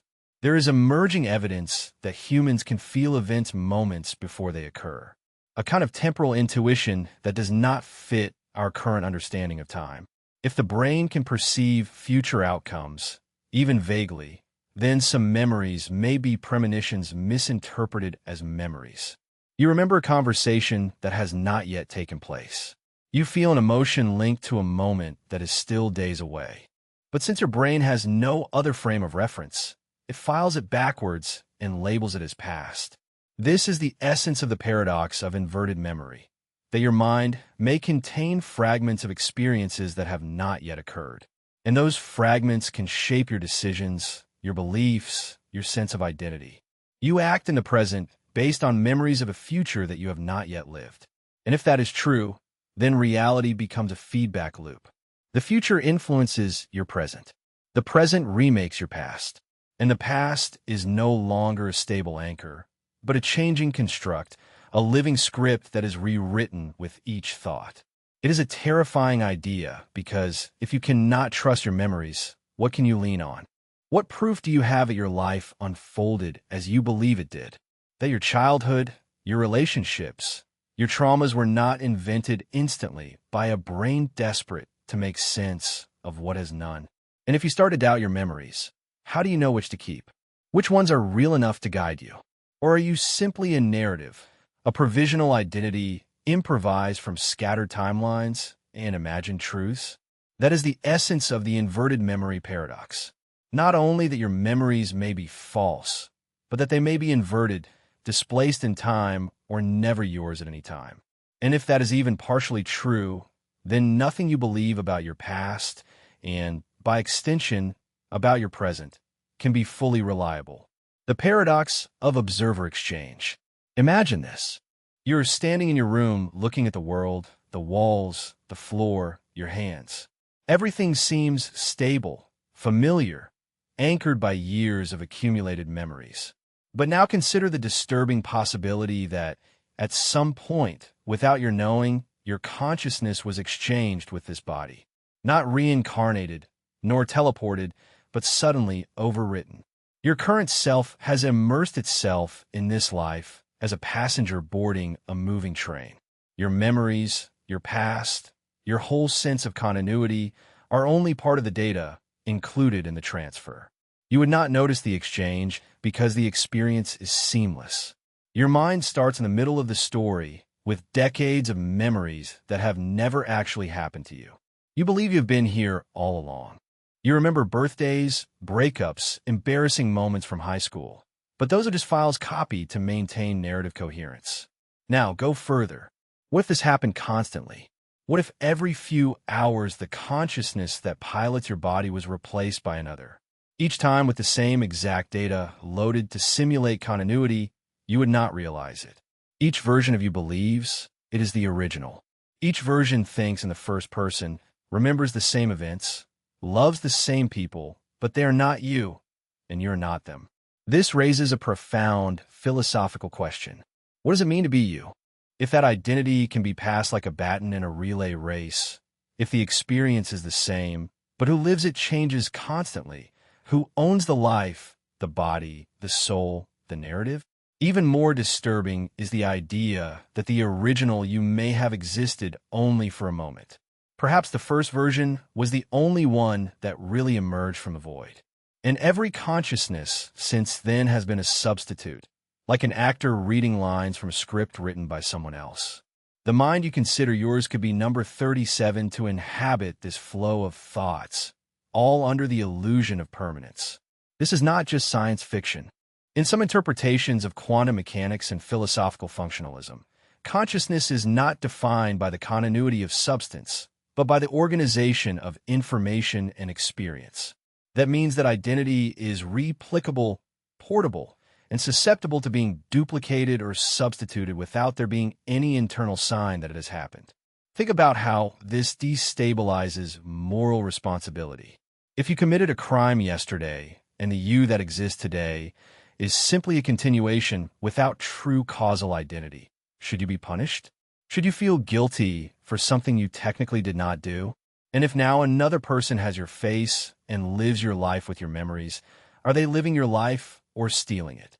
The paradox of observer exchange shatters the assumption that identity is linear and intact. Instead, it suggests that identity is fragile, interchangeable, and worst of all, unknowable. You may feel coherent, but you have no access to the truth of your origin. You may have started to exist just seconds ago, in the middle of a thought, in the middle of a sentence, with a whole life of false context in your head. And if that is the case, then the story of your life is not your story at all. The paradox of the collapse of the observer effect. Imagine you walk into a room, the lights come on, the air hums with electricity, and everything seems to be in its place, as if it were there long before you entered. But what if the moment you entered was the first time all of that truly existed? This is not just science fiction. It touches the disturbing intersection between quantum mechanics and consciousness. At the center of it all is the observer effect, a phenomenon demonstrated in physics in which particles behave differently when observed. Electrons, for example, exist in a cloud of probabilities, not defined positions, until someone measures them. At the moment of observation, they collapse into a specific state. Before that, they exist in a strange twilight, neither here nor there, everywhere and nowhere. Now apply this idea to reality itself. What would happen if each object, each person, each room only solidified into a defined form the moment it interacts with you? When you're not looking at the moon, is it really there? Or is its existence a potential that waits for your observation to give it life? This sounds absurd until you realize that we already navigate through life assuming continuity. Not because we observe it, but because we believe it. You trust that the content of your refrigerator does not disappear when its door is closed. But at a quantum level, the universe does not guarantee consistency, only probability. It is not only particles of light or electrons that behave like that. They're all the atoms of your body, your house, the galaxy. Now, take this even further. If reality only becomes real when you observe it, what happens when nobody is observing? Does a room exist while empty? Does the city continue bustling while you sleep? Or is the whole world rendered in real time, like a simulation, a personalized reality that merges only when necessary? It becomes even stranger. What happens to your memories? Are they fixed? Or do they change subtly with each memory, rewriting themselves while you observe them? There's neurological evidence that every time we remember something, we distort it slightly, which means that the past is as unstable as the future, and maybe, just maybe, equally unreal. Now consider this twist. If your observation makes things real, who observes you to make you real? If all existence collapses in a form only when witnessed, and you are part of that universe, does your own consciousness need an observer to collapse and exist? This creates a spiral paradox. The observer effect implies that reality cannot stabilize without someone perceiving it. But if you need perception to exist, then either there is something beyond you that observes you, or you do not exist until observed. It is like trying to lift yourself by pulling yourself up by your own boots. The universe could be playing a recursive trick in which existence feeds on observation, and observation requires existence. If both depend on each other, what is their origin? Where did the first observer come from? The observer effect collapse. The paradox challenges not only what is real, but when reality begins. If existence only flashes when perceived, then perhaps your life, your world, and everything you know are only a series of collapsing illusions, stabilized moment to moment by the act of perceiving. And when you look away, perhaps everything restarts. The paradox of the solipsist multiverse. Imagine a universe in which you're the only conscious being that exists. Not in a metaphorical sense, but literally. The stars, the oceans, all the people that you have known, all the faces you have loved. They are all simple projections of your mind. They are not a product of the imagination in a poetic sense, but complete and real constructions of your consciousness. You may laugh. After all, it seems that other people are real. They respond. They react. They surprise you. But now ask yourself this. Have you ever experienced something not filtered by your own perception? Every sensation, thought, sound, and emotion you've experienced has been processed by your brain. Your ears don't hear. Your brain interprets vibrations. Your eyes don't see. Your brain interprets photons. You do not perceive the world directly. You perceive a simulation that your mind builds in response to stimuli. So, what happens when you eliminate those stimuli or when your brain misinterprets them? The lines between what is real and what's constructed blur. Now take that uncertainty to the most disturbing extreme. Suppose, just suppose, that there's no external world, no stimuli, no real universe out there. Instead, you are floating alone, without time, without space, in a void of consciousness. And everything you perceive is generated internally, like an endless dream. That means your friends, your enemies, your parents, your childhood dog. All of them are generated by you, perfectly represented, emotionally rich, unpredictable enough to deceive you. They do not exist outside your consciousness. When you sleep, they disappear. When you wake up, they reappear as characters from a dreamlike world. And you're dreaming all this without realizing it. But let's not stop there. Suppose that your subconscious has infinite power, not only to build people and places, but to believe in them so deeply that it forgets they are fictional. That means you have programmed yourself to forget the truth, to forget that you are alone. This self-induced amnesia would be the only way to keep alive the illusion. Otherwise, loneliness would be unbearable. Now the paradox sharpens. If you really are the only consciousness and everyone else is an invention, then who are you in relation to them? You love them. You hate them. They inspire you, but they don't exist. They are masks that you have created to teach you lessons. Love, loss, fear, ambition. You have fabricated all the triumphs and tragedies of your life to feel that they are a story happening to you, not that it comes from you. But the twist is that you play all the roles. The teacher, the villain, the lover, the victim, everything is you. You have always been interacting alone with yourself. Are you still with me? Now consider this. If it is possible that your mind generates this level of illusion, that it simulates an entire world with internal coherence, emotional complexity, and logical structure, what differentiates this simulation from the dreams you forget every morning? What if waking life is just the longest, most persistent dream? This is where it fractures into the territory of the multiverse.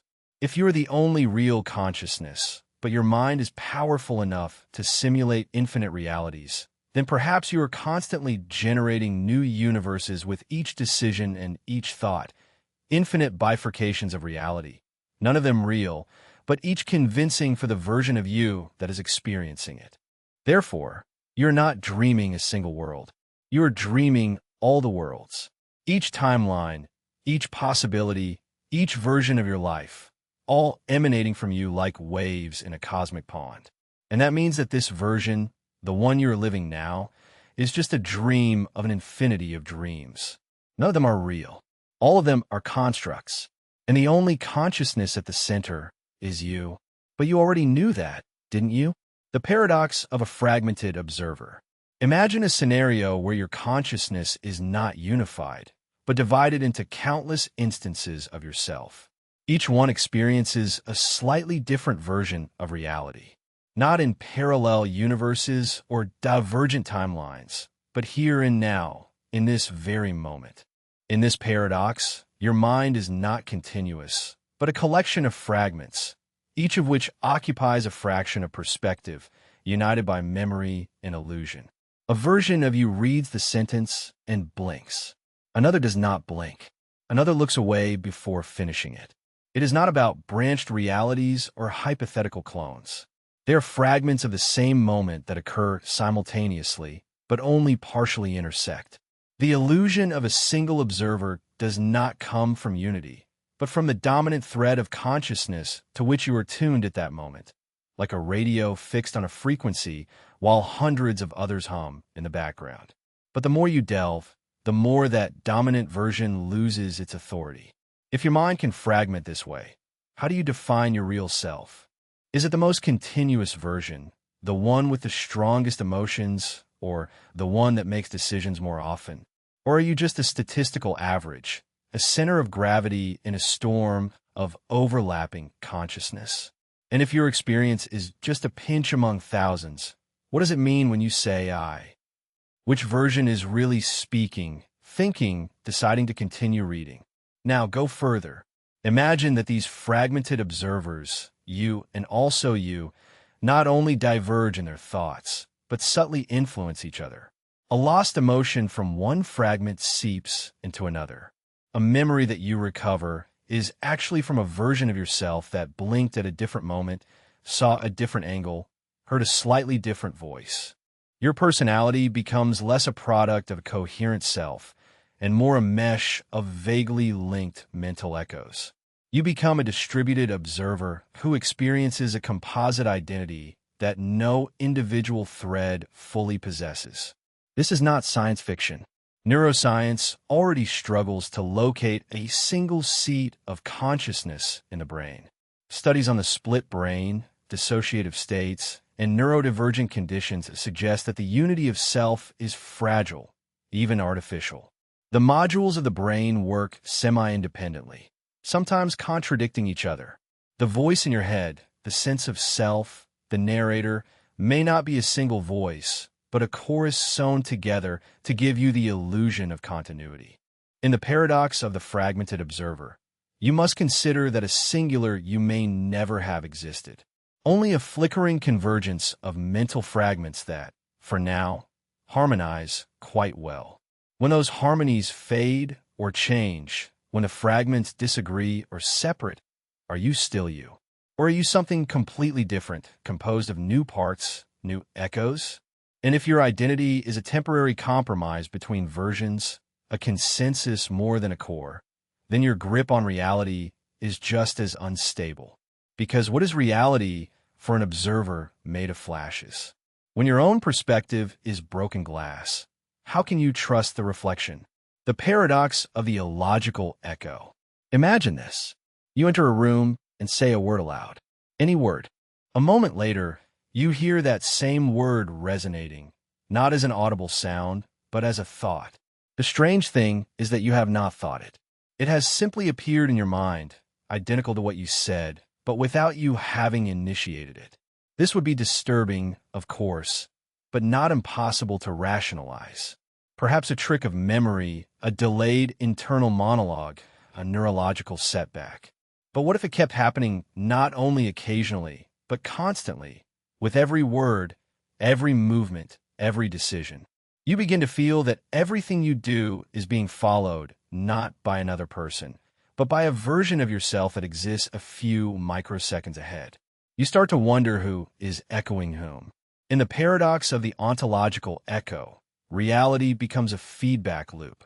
Each action you take feels like repetition, not a beginning.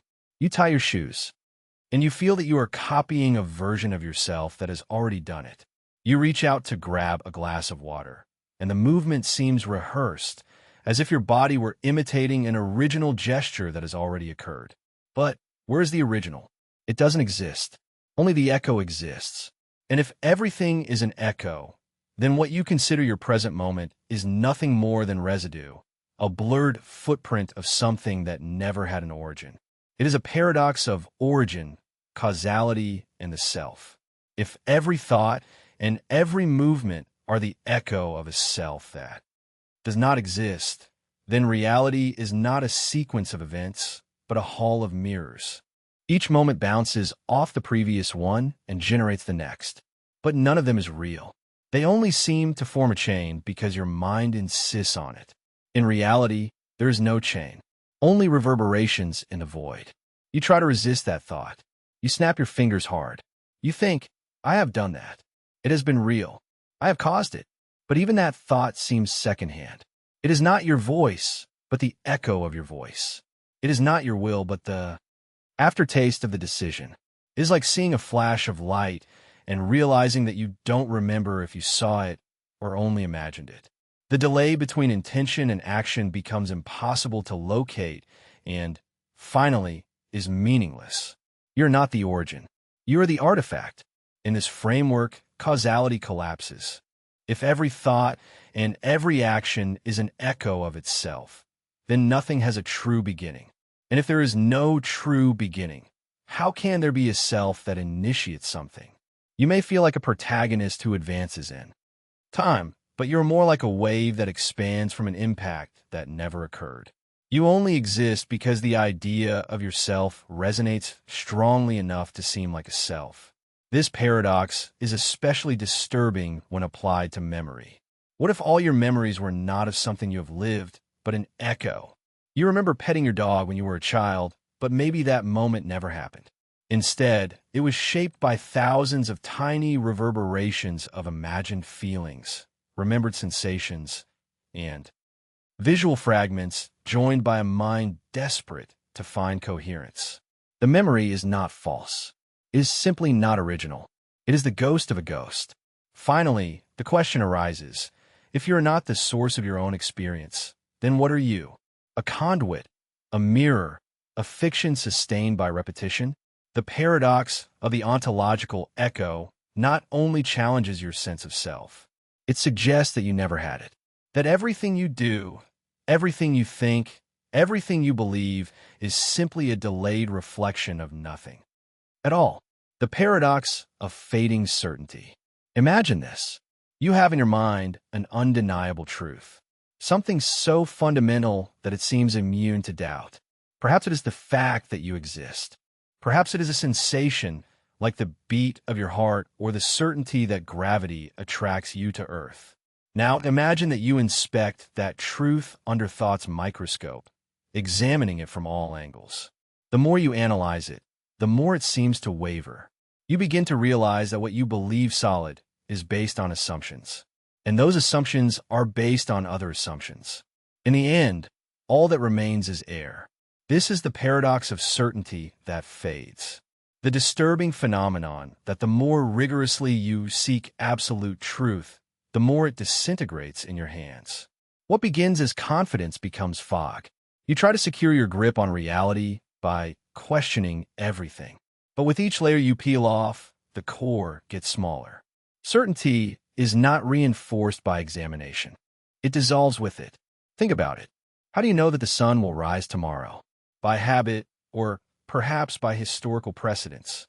But belief itself is built from layers of inferences, physics, observations, trust in systems and language. What seems like a fundamental truth, that the sun rises, is actually a consensus sewn with fragile chains of logic and perception, none of which are immune to distortion. This paradox is especially potent in your sense of self.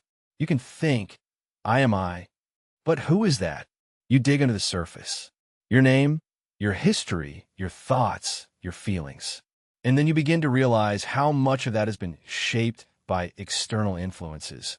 Culture, your parents, chance. How much of your identity is just the sum of unchosen influences?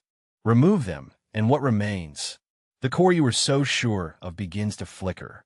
And doesn't stop there. Even the reliability of your senses is questioned. You see a chair, but are you perceiving the object or simply interpreting data? You touch something hot, but is that sensation direct, or is it the interpretation of nerve signals processed by the brain? At every level, what seems like a direct experience turns out to be a story that your brain tells itself. A useful story, perhaps, but just a story. Then comes language. The words you use to describe reality seem precise, but they are diffuse abstractions. Love, the real existence. These concepts have emotional and cognitive weight, but are shaped by context. When you try to define them, they slip out of your hands. Certainty fades in the attempt to clarify. It is as if the universe resists being defined. And the more you try to hold it, the more it scatters. And here is the cruel twist. The mind craves certainty. It wants anchor points, foundations, absolutes. But the act of thinking deeply, honestly, relentlessly corrodes those anchors. The same intellect that builds belief systems also dismantles them. The same consciousness that seeks the truth ends up undermining all the paths that lead to it. You become a self that erodes its own foundations in real time. This paradox does not demand that nothing be real, only that certainty itself is a mirage. It raises a more subtle but devastating question. And what if we can never know anything in the way we think we can? And what if knowledge is, at best, a shadow not of truth, but of the form we think the truth takes? You might feel the temptation to back down, to stop investigating, to settle on comfortable beliefs. But once the curtain has been raised, it is hard to stop seeing the stage's machinery. The world keeps working. The sun keeps rising. You keep living. But something feels different. A silent and persistent sensation that all this could be built on sand. The paradox of selective reality. Think about this. In a room full of identical objects, You are asked to describe what you see. You scan the scene, unconsciously prioritizing certain details. The color of the light, the arrangement of chairs, the sound in the distance. Without realizing it, your brain has filtered information before you are aware of what you see. You're not seeing reality as it is. You're seeing a version that your brain chose for you. This is the paradox of selective reality. The understanding that your perception of the world is not only limited, but selected. In every moment, your brain receives millions of signals from your environment, but cannot process all. So it selects and chooses. Decide what is relevant, what should be taken into account, and what ignored. And that selection process, driven by memory, emotions, expectations, and even language, creates a filtered version of existence that you deem true. The implications are enormous. Two people can look at the same scene and see two completely different realities. Not because one is wrong, but because each brain builds its own version of what's worth considering. One person sees danger, another sees opportunity, one sees chaos, another sees beauty, and both leave convinced that they saw the world as it is. This is not just philosophy, it is neuroscience. Your visual cortex only processes a fraction of the information reaching your retina. The rest is interpolated, guessed, or directly invented based on context and previous experiences. What you see is not usually what is really there, but what your brain expects is there. Even the perception of color depends on context. The same object may look completely different under different lighting, and your brain adapts without you realizing it. It is not limited to sight. Your memory is just as selective. You think you are remembering past events, but you are not playing back a recording. You are reconstructing a narrative, patching it together from fragments. Every time you remember something, you are not recovering it. You are rewriting it. With each memory, the memory aligns more with your current identity, with your current beliefs. Over time, the past becomes less about what happened and more about what you now believe must have been. The story of your life is not stable. It is a dynamic fiction. Even your emotions distort your perception of reality. Fear amplifies the threat. Joy softens the edges. Pain distorts time. Love filters the defects. You think you are reacting to the world, but often the world you experience is a reaction to yourself. Your inner state shapes the outer image. And yet, you trust the result as if it were fact. This paradox becomes even more disturbing when you realize how easy it is to manipulate it. The publicists, narrators, leaders of sects, politicians, all play this game. They understand that by controlling the stimuli you perceive, they can control your reality. They don't have to change the world. They only have to guide your attention. So, what does living in a selective reality mean? It means that the truth for each of us is always partial, always perspectival, always lacking something. You can be sure of your perception, yet remain blind to the parts that your mind has never let in.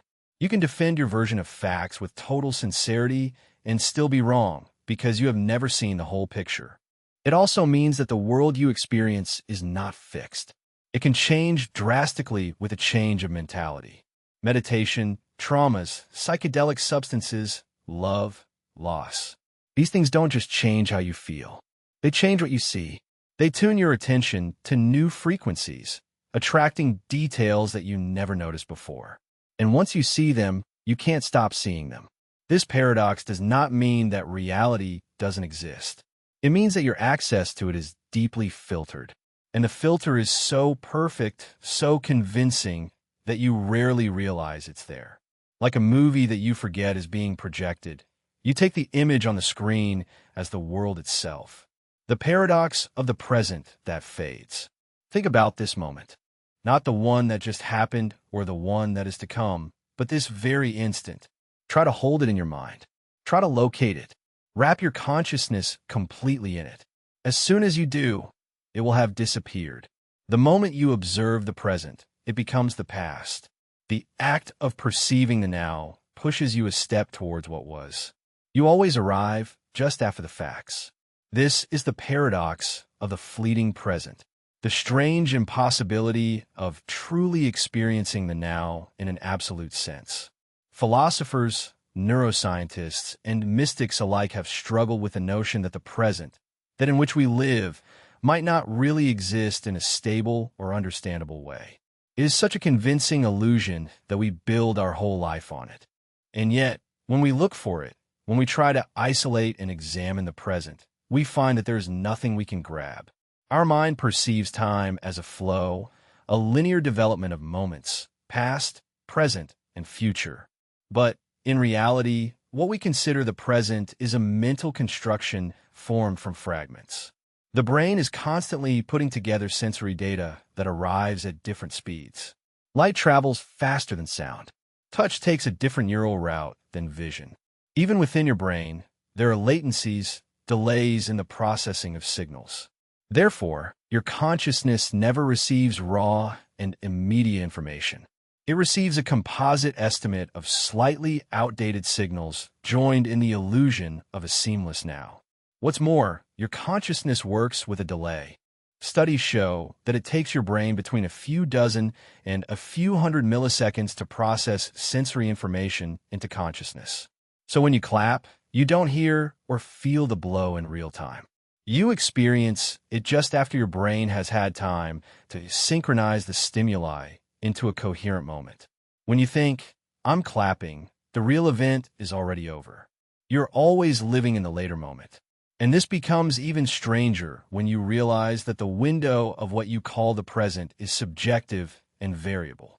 For a musician who plays at high speed, the present can be a narrow strip of milliseconds. For someone who meditates or reflects, the present can seem longer and expanded.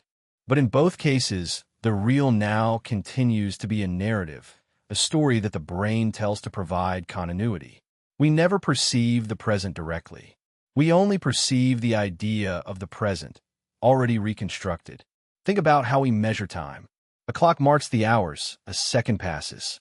But however finely we divide the increments, milliseconds, microseconds, Planck time, we continue cutting something that resists being frozen. You cannot stop time to point out the present as a thing. The more you look at it, the further it moves away. Like the horizon, it moves as you get closer. And then there is memory. We often think that memory belongs to the past. But in reality, your memory builds your experience of the now. Your understanding of what is happening at this moment depends on your memory of what has just happened. Without a trace of the previous moment, the present would be meaningless noise. And your anticipation of what is about to happen nuances your perception of what's happening. The present becomes a fragile bridge between memory and expectation. A blink between what you remember and what you predict. So, what happens if the present is not as real as we conceive it? What if we're never really in the now, but always chasing it from behind? Then the idea of being present, of rooting yourself in this moment, is a kind of paradox itself. You can only approximate it. You can only dance around it. You can never arrive completely. The paradox of fragmented consciousness. Imagine your mind as a single ray of light passing through a prism. On the other side, the light is dispersed, refracted into countless rays, each colored by context, emotion, memory, and sensation. Now ask yourself, is there really a unified you directing the ray? Or are you simply the result of countless psychological fragments interwoven into an a posteriori story? This is the paradox of fragmented consciousness. The disturbing idea that your identity is not a unique and coherent entity, but a mosaic of semi-independent processes, illusions of continuity sewn by your brain to create the illusion of unity. And this is not just speculation. This paradox is supported by a growing body of neuroscience, suggesting that what we call the self is not a thing, but a process. Think about your inner dialogue. The voice in your head that narrates your day, discusses with itself, debates options, and reproduces conversations. That voice feels like you, doesn't it? But what if it is not a single self speaking? What if there are multiple subsystems, emotional, logical, reactive, reflective, that take turns on the microphone? None of them is aware that he is not alone. Studies on the split brain offer a chilling vision of this. When the connection between the two hemispheres of the brain is severed, usually to treat epilepsy, patients begin to act as if they have two separate minds. One hand can reach for an object while the other pushes it. One hemisphere can laugh at a joke that the other does not understand. If you ask the left hemisphere why it performed an action initiated by the right, it invents a reason. It invents a story that seems true, but is not. This is not a failure. It is a mirror, a window into how our intact brains may work all the time, only better at hiding the seams. Your conscious experience is probably the end result of many unconscious systems that negotiate control, resolve conflicts, and present a unified front to your consciousness. But unification is a trick. Your true self, if it exists, is a committee. Even your preferences give you away. You want contradictory things. You feel multiple emotions at once. You make decisions that surprise even yourself. Why? Because different subsystems are active at different times. Sometimes in harmony, sometimes in conflict. And when you reflect later, you tell a story. You rewrite your motivations so the chaos seems coherent. This illusion of unity is even more shattered by memories functioning. Your brain does not store your life as a video. It stores fragments, sensory flashes, emotional labels, pieces of narrative, and reassembles them when necessary. Every time you remember, you reconstruct, edit, change, and then archive the new version, convinced that it is original. Your dreams are another clue. In dreams, totally unrelated scenes unfold with great emotional intensity. Logic breaks down, identities change, but everything seems natural. Why? Because the same fragmented systems are functioning without the usual restrictions of conscious integration. When you wake up, the dream often collapses under scrutiny, because the mind's attempt to unify chaos only works in real time. The deepest implication of the fragmented consciousness paradox is that you may not be a single person. Not really. You are a narrative written in real time from many voices, many impulses, many interpretations. Your sense of continuity is not proof of identity, but a habit of joining dispersed data to feel like a self. This does not mean that you are not real, but it does mean that the version of yourself that you defend, explain, and trust, the solid and singular self, is probably a beautifully constructed fiction. And in that fiction, you find stability. You tell yourself that you are the same person you were yesterday, even though your thoughts, emotions, and memories have completely changed. It is the story that prevents the fragments from falling apart. The paradox of quantum amnesia. Imagine that you wake up in a room that you have never seen before, without remembering how you got there or even who you are. There are no mirrors, no identification, no context. You are simply awake. You start to explore. All the details around you seem coherent. The table has 4 legs. The clock is ticking. Gravity keeps you on the ground. Everything seems real. And so, without any memory, you begin to assume that this must be reality. After all, your senses confirm it. But here comes the terrifying twist. What if this is not your original reality? What if you have been moved here not physically, but informationally, and the only thing preventing you from realizing it is the precise erasure of your memory? This is the paradox of quantum amnesia. The idea that you could be moved to a completely different version of reality, or even copied to one in which your previous identity is erased at the moment of transition. And since your memories are the only link to your original world, their loss makes the new reality seem like the only one that has ever existed.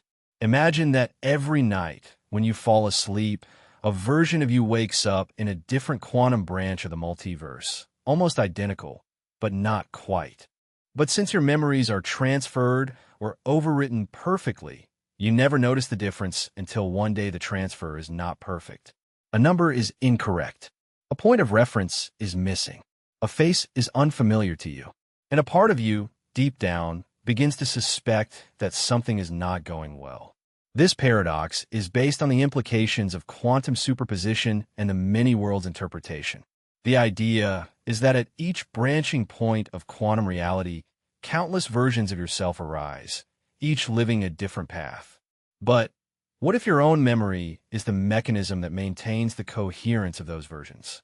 If your sense of self is just a record of remembered experiences, then erasing or altering that record allows you to perfectly insert yourself into any reality that fits the story your brain creates. Your consciousness becomes a kind of software restarted with new parameters, a new environment, and new data, but with no way to detect the change. Think of déjà vu, that strange feeling of having been somewhere before. Now, imagine that it is not just a brain failure, but a momentary echo of a memory that was supposed to be erased, a ghostly trace of a past you that lived a slightly different reality. Perhaps in that other world, the hallway was longer, the wall was blue instead of gray, or the person next to you never existed. But the structural similarities between branches make your brain feel comfortable enough to continue. You discard the sensation. You move on, but the discomfort persists. If you had no memory, no past to compare it with, would you ever question your present? Probably not. And that is what makes this paradox so disturbing. It suggests that your certainty about reality depends entirely on a fragile and impossible to verify flow of memories that could be artificial, altered, or erased at any time without you realizing it. You believe that your reality is real because you remember it being real. But what if that memory was implanted? What if it was rebuilt to fit this particular world? And if you cannot remember the change, or even that a change occurred, then you have no way of proving that you have not changed worlds today. The paradox is the non-local self. Imagine you are sitting quietly in a room, aware of your body, your thoughts, your presence. You raise your hand, and it moves. You feel that unmistakable ownership over your action, the experience of being you. But now imagine this. A team of scientists develops a way to teleport not your body, but just your consciousness to another place. Your physical body remains sitting in the chair, motionless.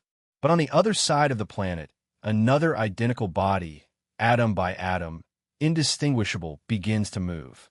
You perceive yourself as if you were there. The room looks different. The air smells strange. However, your sense of self remains intact. You have not died. You have not faded. You have simply shifted effortlessly. At first, this seems like a strange experiment in hypothetical technology. But what if it is not? What if, on a deeper level, this was already happening all the time? The paradox of the non-local self proposes that your consciousness is not rooted in a single point in space or time, but is a non-local phenomenon, not found within your brain, but somehow linked to it, like a signal tuned to the frequency of your neural pattern. This raises a disturbing possibility that, in theory, you could change receivers, moving your conscious perspective from one body to another without breaking the thread of your identity. You would not even realize it, because for you, it would always be as if you were wherever your consciousness was at that moment. The body becomes incidental. Now, imagine that this occurs spontaneously, not because of a machine, but because of a change in the quantum field or some unknown law of consciousness that we have not yet discovered. One moment you are here, and the next you are in a body on the other side of the world. But since the new body contains all your memories and experiences, as you are functionally you, the illusion of continuity remains intact. Perhaps you explain the transition as a dream or forget it completely. Or perhaps, just perhaps, every time you fall asleep, the you that wakes up is a consciousness now synchronized with a slightly different version of yourself. This idea completely changes our understanding of identity. We believe that our consciousness arises from our bodies, from the billions of neurons and chemical signals that activate. But what if it was the other way around? What if the brain were simply the receiver of a signal, your consciousness that exists independently, like a radio tuned to a specific station? The station continues broadcasting, but you can change the radio. If that is true, then you're not your body, and you're not even your brain. You're the signal that travels on it, unattached, relocatable, and potentially dispersed in multiple receivers at once. This explains some of the most disturbing experiences that people relate, from extracorporeal episodes to intense moments of dissociation, déjà vu, or even the sensation of being in two places at once. It also raises a terrifying question. How do you know that you are still the same one who existed yesterday? What if your body has not changed, but the observer has? What if the consciousness that experiences this moment is not the same as the one that experienced the previous one? And, nevertheless, you do not feel any rupture because the memories and context are preserved. The transfer is smooth and seamless. If the paradox of the non-local self is real, then all your identity is not based on matter, but on a mysterious itinerant consciousness, which is not linked to any concrete recipient, but that simply uses them. You think you're a person in a place, but in reality, you could be a beacon of changing perception, flickering from one moment to another, from one body to another, from one version to another, without realizing it. The paradox of the permission of existence. Imagine that you wake up tomorrow, and everything is slightly different. The air seems thinner. The light curves in ways that it shouldn't. And all the people you talk to respond a little slower, like a badly rendered simulation trying to keep up. You would dismiss it as lack of sleep, perhaps stress, but in the afternoon, you will begin to perceive a disturbing pattern. Things only seem to exist if you pay attention to them. Objects in peripheral vision disappear when you look away. Rooms with closed doors no longer seem real. They are not empty, but they are non-existent. And the conversations in which you do not participate directly dissolve into silence, as if the world had stopped rendering everything that is not directly relevant to your consciousness. This is the essence of the paradox of the permission of existence. The terrifying possibility that the universe does not exist in its entirety at the same time, but is granted permission to exist only where and when you direct your conscious attention. You think of reality as a stable and independent structure, a planet full of people, cities, oceans, climate, all developing independently of whether you're looking at it or not. But what if that assumption is wrong? What if nothing has inherent continuity, not even the people closest to you, until you observe them, until your consciousness reaches them? It is a concept vaguely inspired by quantum mechanics, where particles remain in a probabilistic state until they are observed. But this paradox goes further. It postulates that existence itself, not only quantum confusion, depends on conscious permission.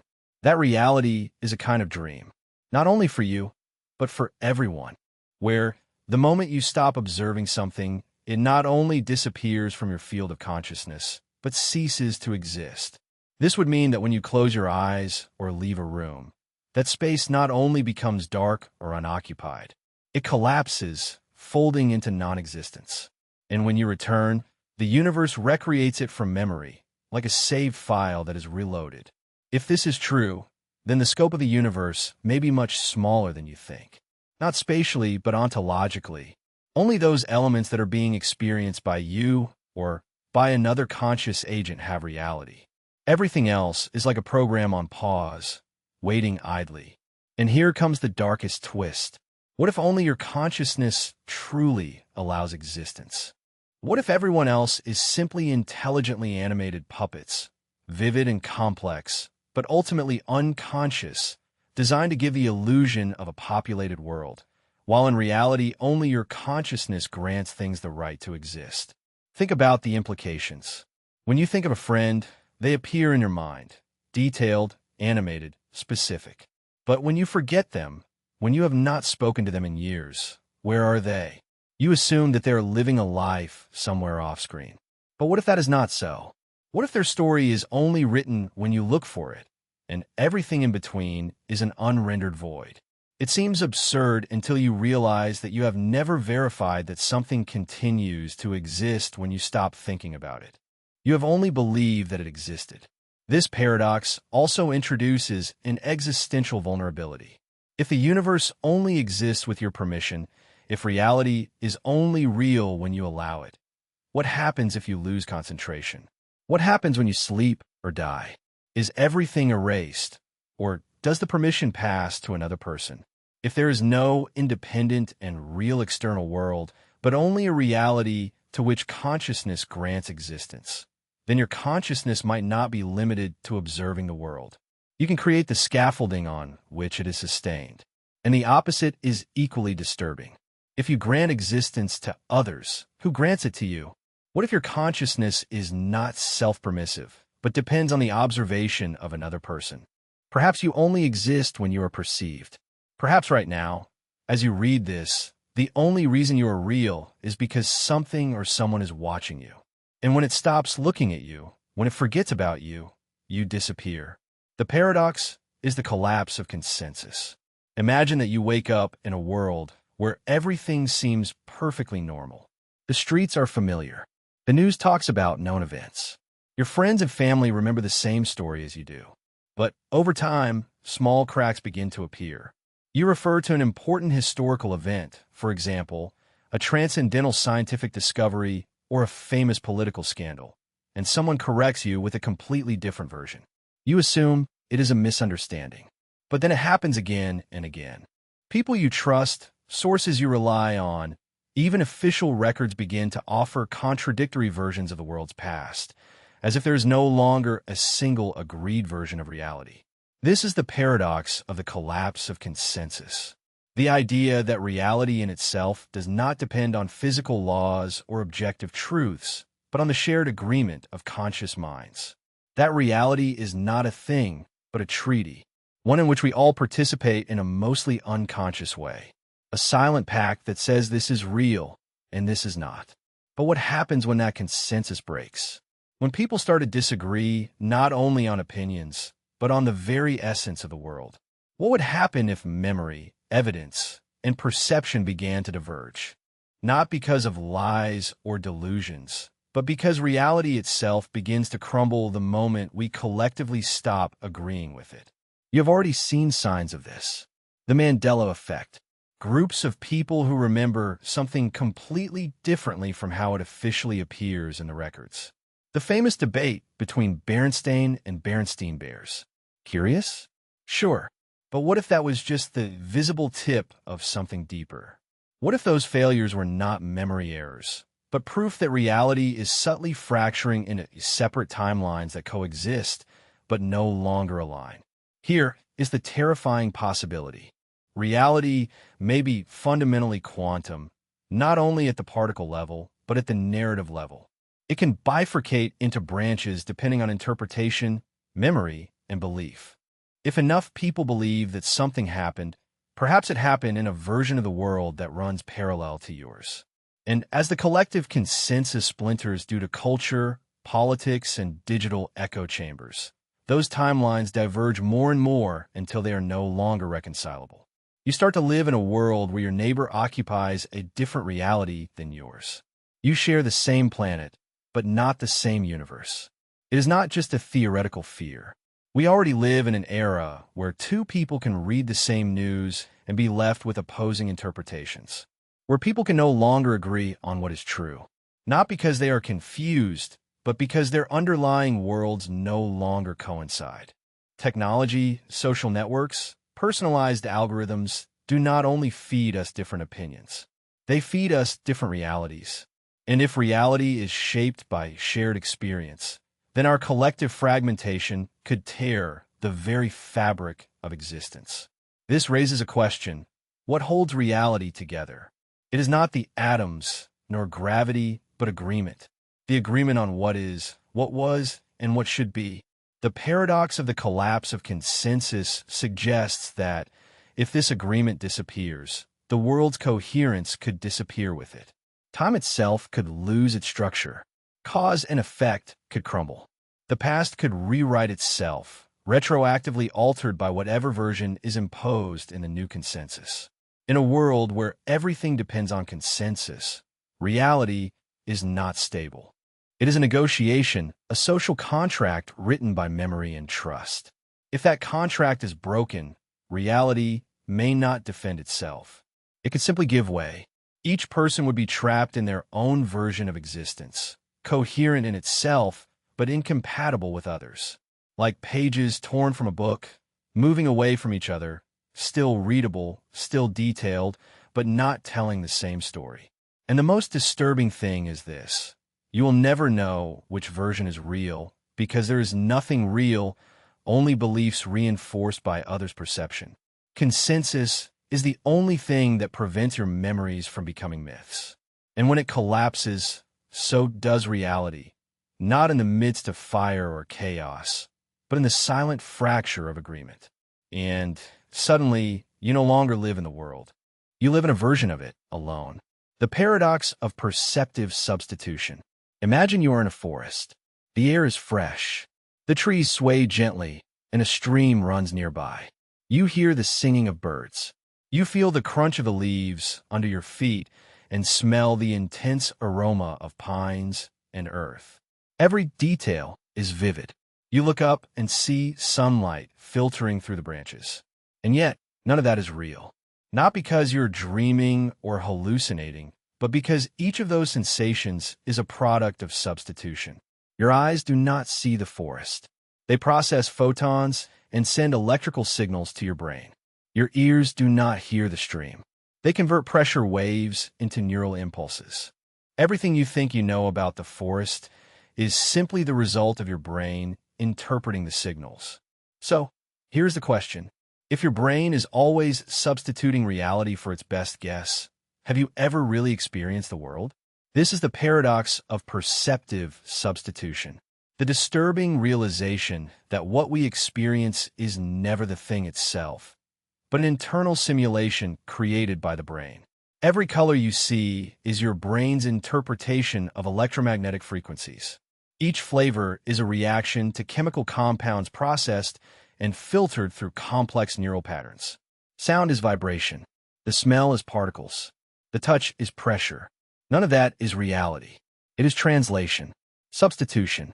What you experience as reality is always a unique model. And here is the disturbing thing. That model can be manipulated. It is not science fiction. Studies show the brain alters perception to maintain coherence. It fills in blind spots. It adds details where none exist. It eliminates inconsistencies. When you move your eyes, the brain erases blur. When exposed to contradictory sensory input, your brain chooses a version and suppresses the rest. It doesn't just interpret world. It chooses which version to show you. It hides the seams, the imperfections, and the failures, and you never realize it. But the implications run deeper. If your brain can replace reality with such a perfect substitute that you can't tell the difference, how would you know if it has? Imagine a world in which technology, or even trauma, drugs, dreams, or memory could hijack your senses, feed your brain artificial signals, and fabricate an experience that seemed as real as life itself. The forest could be a projection. The people around you could be part of a rendered illusion. Your entire history, your sense of self, your beliefs, all held together by electrical patterns that your brain interprets as real. Even right now, you can't be sure this isn't happening because you've never experienced reality directly. You have only experienced the substitute that your brain created. This does not mean that the world is not real, but it does mean that your access to it is always mediated. And that mediation can be defective, biased, or altered. You're not seeing forest. You are seeing the version of the forest your brain has. You're not hearing the wind. You are hearing your mind's reconstruction of how wind should sound. Everything is a reconstruction, an assumption, an illusion so perfect it becomes indistinguishable from reality. And here is the paradox. If every part of reality is replaced, simulated, or filtered through the internal lens of your brain, is there such thing as an unfiltered experience? Could you touch the real world as it is without your brain intervening to translate it? And if you can't, how do you know that the real world exists? What you call reality could be the most compelling hallucination of all. A consensual experience of substituted data interpreted by billions of minds, each with its own version. A shared illusion from which no one can escape, because the only way out is through the very tool that generates it. The paradox of self in shadows. Imagine for a moment that all the decisions you have made in your life have been observed, not by another person, but by a version of yourself that has never acted. A version that only observes. Every time you chose a path, another version silently branched off in your imagination, wondering what would have happened if you had done something different.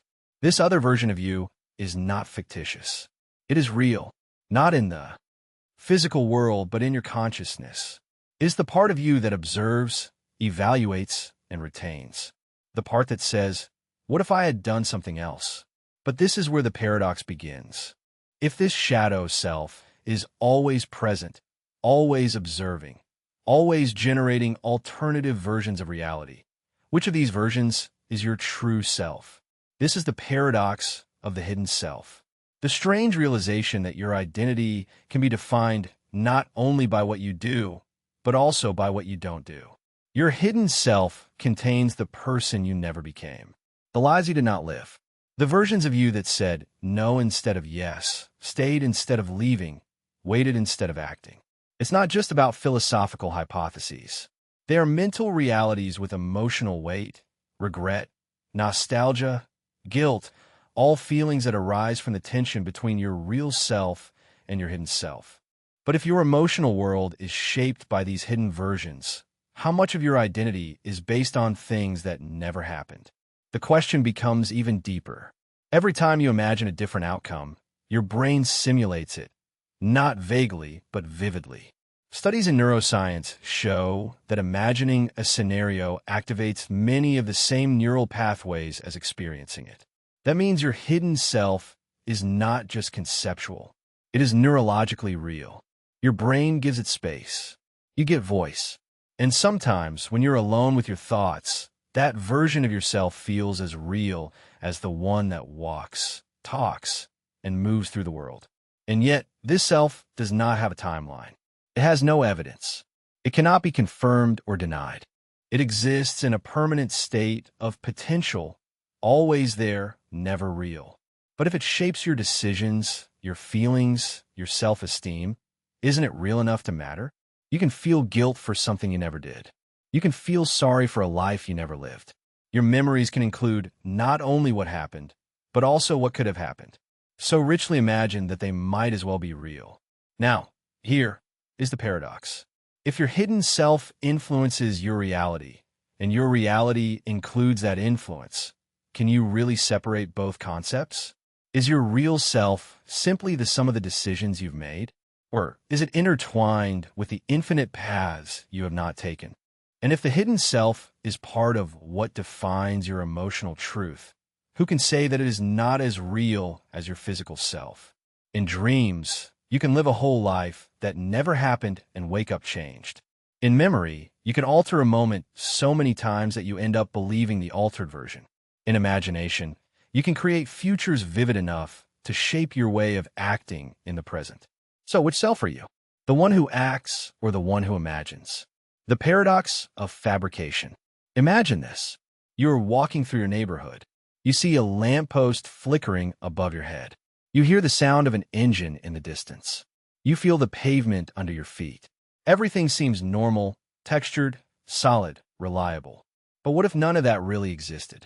What if everything you are experiencing, the sounds, the lights, even the sensation of movement, were not the result of interacting with a physical world, but the result of your mind continuously fabricating what it expects to find? This is the essence of the paradox of fabrication. The idea that reality, as you perceive it, may not be something you are receiving, but something your brain projects. After all, our senses do not provide us with reality itself. They provide signals to our brain. We interpret vibrations in the air as sound. We interpret light patterns as color. We interpret pressure changes as touch. But your brain does not perceive these raw stimuli. It decodes them, interprets them, and guesses their meaning. In fact, neuroscientists now believe that the brain predicts far more than it receives. That a large part of what you experience is not perceived, but deduced. You don't see with your eyes. You see with your expectations filtered through visual data. You don't hear the world directly. You build it second by second from a predictive model. Your brain is constantly working. This is truly disorienting when you realize how often the brain fills in gaps with hallucinations that seem real. Your brain paints the blind spot of your eye with an illusion. In the milliseconds in which your eyes move rapidly and your vision darkens, your brain makes you believe that you are seeing continuously. When you dream, Your brain manufactures entire worlds, and you accept them as real without questioning them. So, the question is, if your brain is constantly guessing, filling in, hallucinating to maintain coherence, how do you know where fabrication ends and reality begins? Now fold that uncertainty inward. If your moment-to-moment experience is a probability-based projection, could it be that the entirety of your lived world is a simulation not of an external machine, but of your own mind? What if the objects you interact with were mere inferences from past experiences and present expectations? What if reality is nothing more than your brain's best guess? A statistical hallucination with just the right precision to keep you alive? Think of optical illusions.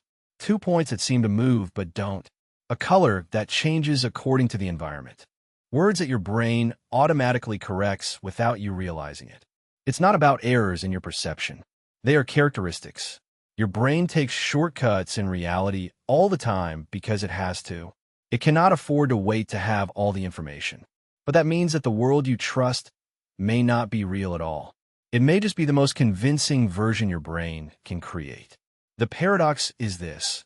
If what you are is so fabricated that you cannot distinguish prediction from reality, does it make sense to say that you are experiencing reality? Or are you simply living inside your own internal model, a hallucinated world sewn by neurons that evolved to prioritize survival over truth? And if this fabrication crumbles in a trauma, in dreams, in psychosis, or even in a philosophical thought, your reality crumbles with it. Your understanding of what is out there becomes impossible to define. Reality then is not external. It is a recursive illusion generated from within. The paradox of dissolution. You are sitting in a quiet room, aware of your body, your thoughts, your identity. Perhaps you can even remember memories of your childhood, the sensation of your own name, or the texture of your internal voice as you read these words. But now think about this. What if there is no fundamental boundary between you and the world? What if the division that you have always assumed between the self and the other, the mind and matter, is an illusion sustained solely by habitual cognition? The paradox of dissolution challenges the very architecture of identity by suggesting that the person you think you are does not exist as a singular and independent being, but as a temporal narrative, a story that revolves around itself and is composed of patterns and perceptions. You feel like a coherent self because your mind constantly narrates, I am thinking this. I want that. I remember when. But when we try to locate that I neurologically, philosophically, or even spiritually, it disappears under examination. The more you observe your thoughts, the more elusive the thinker becomes. Are you your memories, your body, your intentions? Each of them fluctuates, evolves, or degrades. Your memories change and rewrite over time. Your body consists of cells in constant renovation. Your desires shift every hour. Then, where's the you that stays constant? If you eliminate each part, sensation, memory, personality traits, preferences, is anything still left? Does an essential self exist that survives once everything identifiable is eliminated? The paradox of dissolution says no. It argues that the self is not a thing, but a process. And once that process stops, dissolves, or is seen through, there is nothing left to hold on to. Eastern philosophies have embraced this idea for long. The Buddhist concept of anatta, or no self, proposes that clinging to the idea of a permanent and immutable self is the root of human suffering. Current neuroscientists are increasingly echoing this opinion. The brain seems to function without a central command, but as a set of modules, each responsible for different aspects of thought and behavior. The illusion of a unified self is just that, an illusion woven from moment to moment. Meditators often describe profound experiences in which the boundary between themselves and the world disappears. They no longer feel like a subject observing an object, but that everything simply is. This collapse of the border reveals something amazing. That your sense of sight can be a veil, a thin cognitive trick that separates the universe from itself. The moment it falls, the world no longer seems out there. It is no longer separate from you. You have never been out of it. This raises a disturbing question. If your sense of being a distinct entity is an illusion, what remains when that illusion fades? The idea of death, for example, assumes that something dies. But if there is no enduring self, what is there to lose? And if what you consider yourself to be is a process, a flame burning atop the firewood, what happens when the flame goes out? To begin with, there is never any object there. Only movement, only patterns, only consciousness that appears and disappears. And yet, you still feel like you are someone. You still act as if this story about me were true. You still wake up and take up the identity that you have worn like a coat since you can remember. The paradox of dissolution does not deny your experience. It questions its foundations. It asks, gently, if you let go of all ideas about who you are, what is left? If the you in which you believe disappears under scrutiny, were you ever real? The paradox of ephemeral continuity. Think about your first memory. Perhaps it is a fleeting image, sunlight on a toy, the voice of a father, the feeling of being cradled.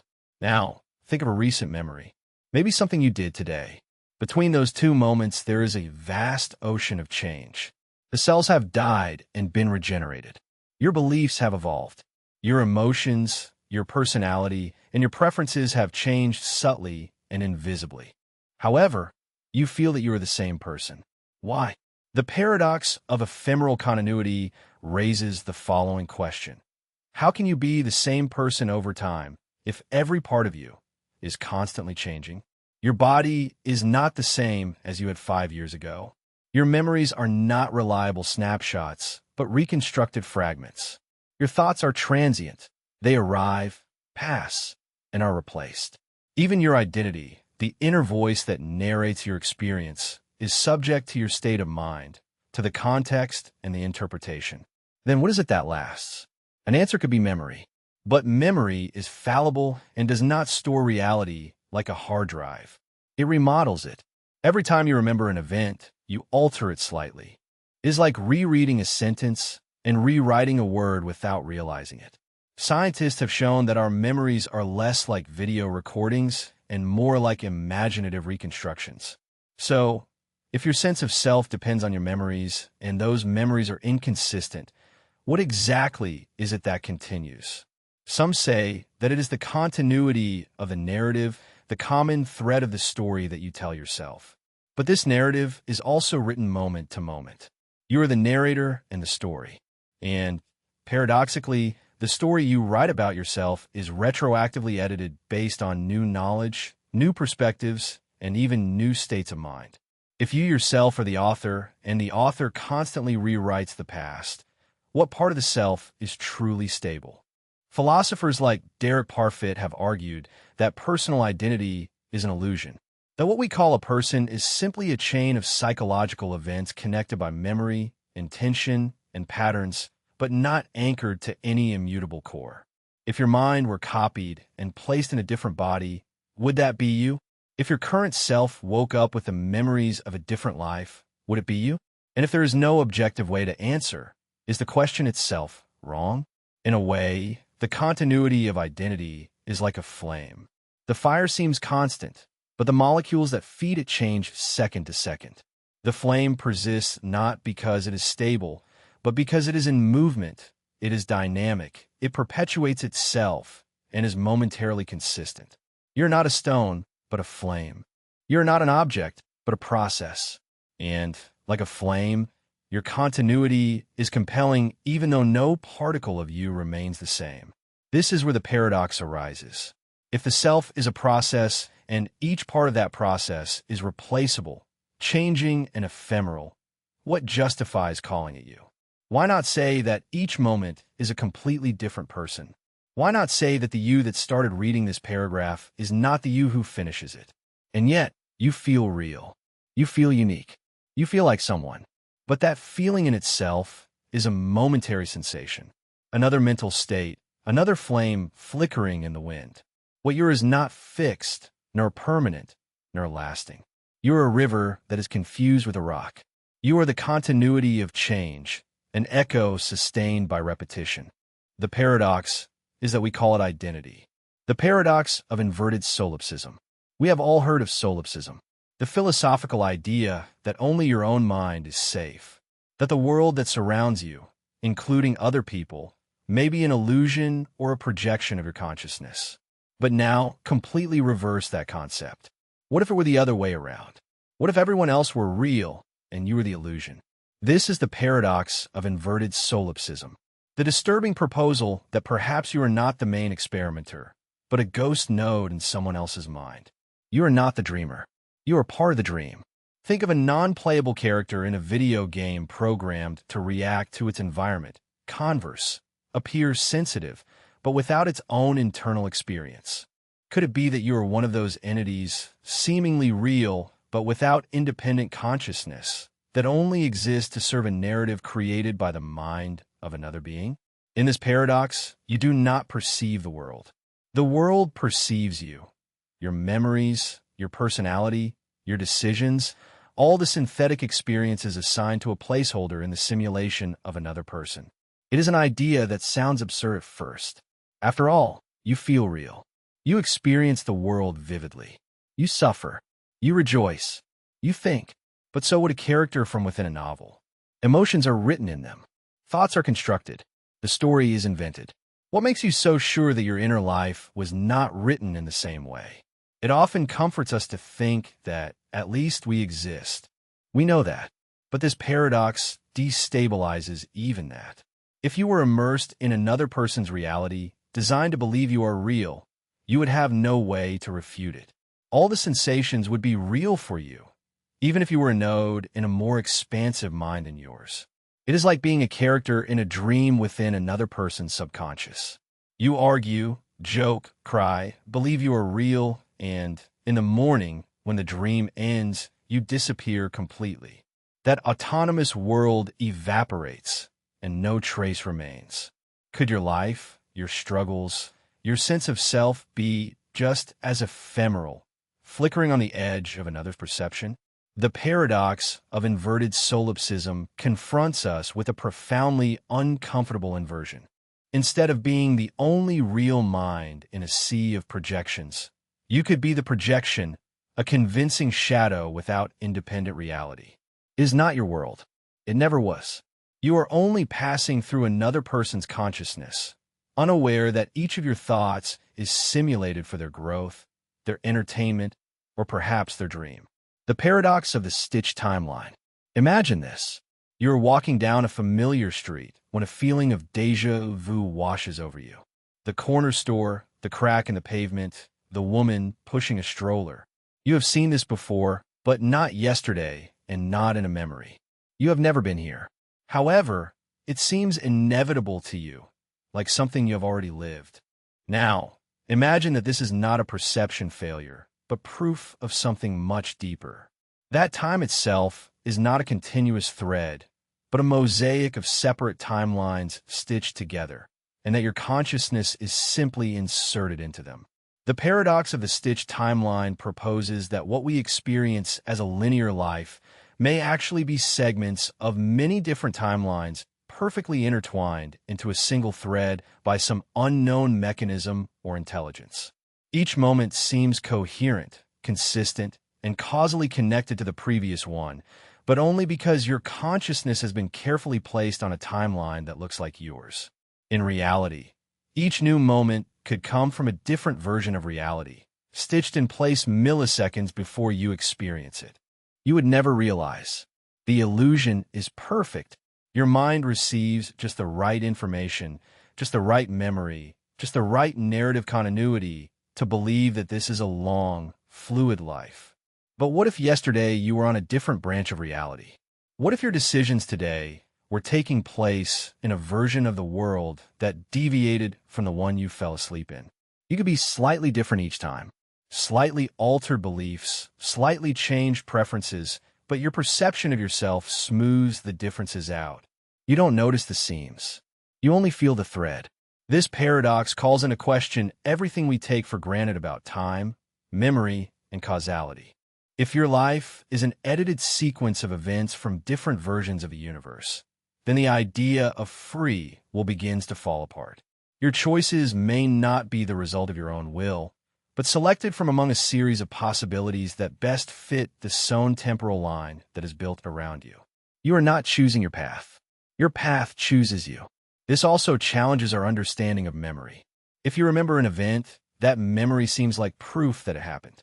But what if your memories are selected from the temporal line in which you are now and placed in your mind to keep you anchored to this thread?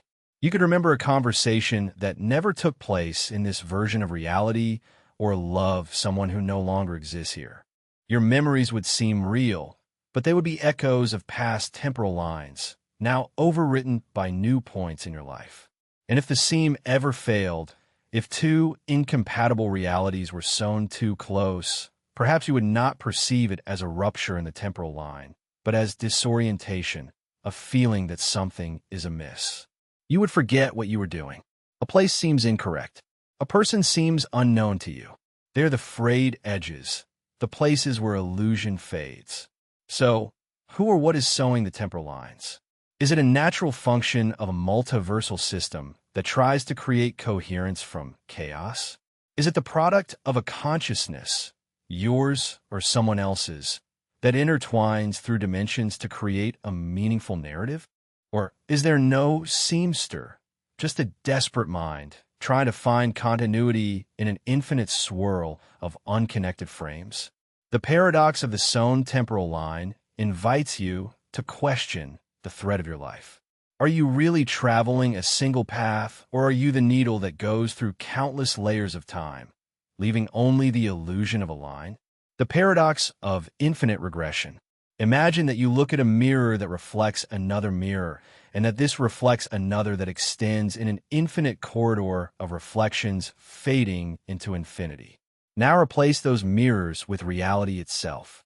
Each layer contains another reality inside it, which in turn contains another, and so on without end. The paradox of infinite regression asks if our universe is contained within something larger that in turn is contained within something else. How far does this chain go? Is there an ultimate reality, or is existence an endless hall of mirrors, each reality nested within another, like Russian dolls extending infinitely? This paradox disturbs the very foundations of our understanding of reality, since it eliminates the idea of a definitive base universe, a fundamental truth on which everything rests. Instead, each level of reality depends on something that is beyond, and that is always beyond our reach. The most important question is whether we can ever perceive or access this ultimate reality, or whether it will be hidden forever behind layers of existence from which we cannot escape. If there's no bottom, no base, then what does it mean for something to be real? Is our universe as authentic as any other nested inside or outside it? Or are we trapped inside a simulation, a dream, or a projection within a larger dream that in turn is inside another? The paradox reveals a disturbing possibility. Reality may not be a solid and singular thing. Instead, it could be an infinite nesting of illusions. Each real thing is relative only to the layer in which it dwells. Your own sense of self, your memories, your perceptions, everything could be just another layer in this infinite recursion. Trying to break free from this infinite setback is like chasing your tail. The deeper you go, the further you get from any definitive answer. Each attempt to find true reality only reveals another layer, and another that extends infinitely into the unknown. The paradox of infinite regression forces us to face the limits of our understanding and our humility before the cosmic mystery. It makes us more humble in our search for absolute truth, reminding us that some questions may never have definitive answers. And perhaps by accepting this infinite complexity, we find a strange peace, the recognition that reality, in all its paradoxical depth, is beyond the reach of any mind, but infinitely rich and wonderful in its mystery. The paradox of the inverted mirror. Imagine you are in front of a mirror. You raise your right hand, and your reflection raises its left. But that is not entirely accurate, is it? What really happens is that the mirror inverts depth in front and behind, not left and right. The reflection does not switch sides. It is inverting perspective instead. Even so, your brain insists it is your opposite. You have known this since childhood, but never questioned it. Now look closer. What if the reflection was more than light bouncing off glass? What if that reflected version of you was its own observer, seeing you as a reflection? This is the starting point for the inverted mirror paradox, a disconcerting mental experiment exploring the inversion of identity, space, and consciousness. It starts simply enough. If your reflection is just an inverted version of you, how do you know you are not the reflection? After all, from its point of view, it is still and observes you as you move. When you wave a hand, it imitates you perfectly. Or are you the one imitating it? It is not about geometry or glass. It is about our identity. It is about which one is real. Now extend that mirror to infinity. Imagine a corridor of facing mirrors creating infinite replicas of yourself. Each is a slightly fainter, more distorted version of the previous one. But this is where the paradox starts to deepen. What if one of those deeper reflections is not a copy, but a conscious version of you, trapped? A version that looked in a mirror once and never came out. A version that still sees you, though you can no longer see it. You think that is impossible, but only because you're used to seeing the world from one side of the glass only. There's a theory in quantum cognition that consciousness does not exist at a fixed point, but as a flow of correlated probabilities, like reflections bouncing between surfaces. If this is true, then what you call you may not be anchored to your body at all. You may simply be one iteration in a sequence of reflected selves. The reason you feel real is only because this is the mirror you occupy now. But then the paradox gets sharper. If your reflection is perfectly symmetrical and consciousness cannot distinguish between the origin and the echo, what defines the original one? Is the real you the one looking forward or inside the glass? Could there be times when you switch places without realizing it? Could dreams, déjà vu, and existential confusion be symptoms of a momentary dislocation? Consciousness jumping between reflected realities like rays of light, changing its angle. And if mirrors can reflect light, what does consciousness reflect instead? What is the mirror of thought? Every time you reflect on yourself in memory, doubt, and fear, are you looking inward or just deeper into another layer? Could self-awareness be a recursive loop without a center, only reflections pretending to be the source? Now, imagine that you break the mirror. The fragments are scattered everywhere, each holding a splinter of your face. What is your true self now then? Is it the largest fragment of all, the one with the eye, or the one you stare at most? The inverted mirror paradox suggests that your identity might be just a trick of symmetry, a stable pattern emerging from unstable reflections. And here is one final twist. Mirrors do not really invert left from right. You do instead. The reflection is quite obedient. It only returns what you present to it now, which means every distortion, inversion, and illusion originates in you. And that includes your own understanding of reality. So, if reality is what you reflect, what happens when that reflection starts thinking?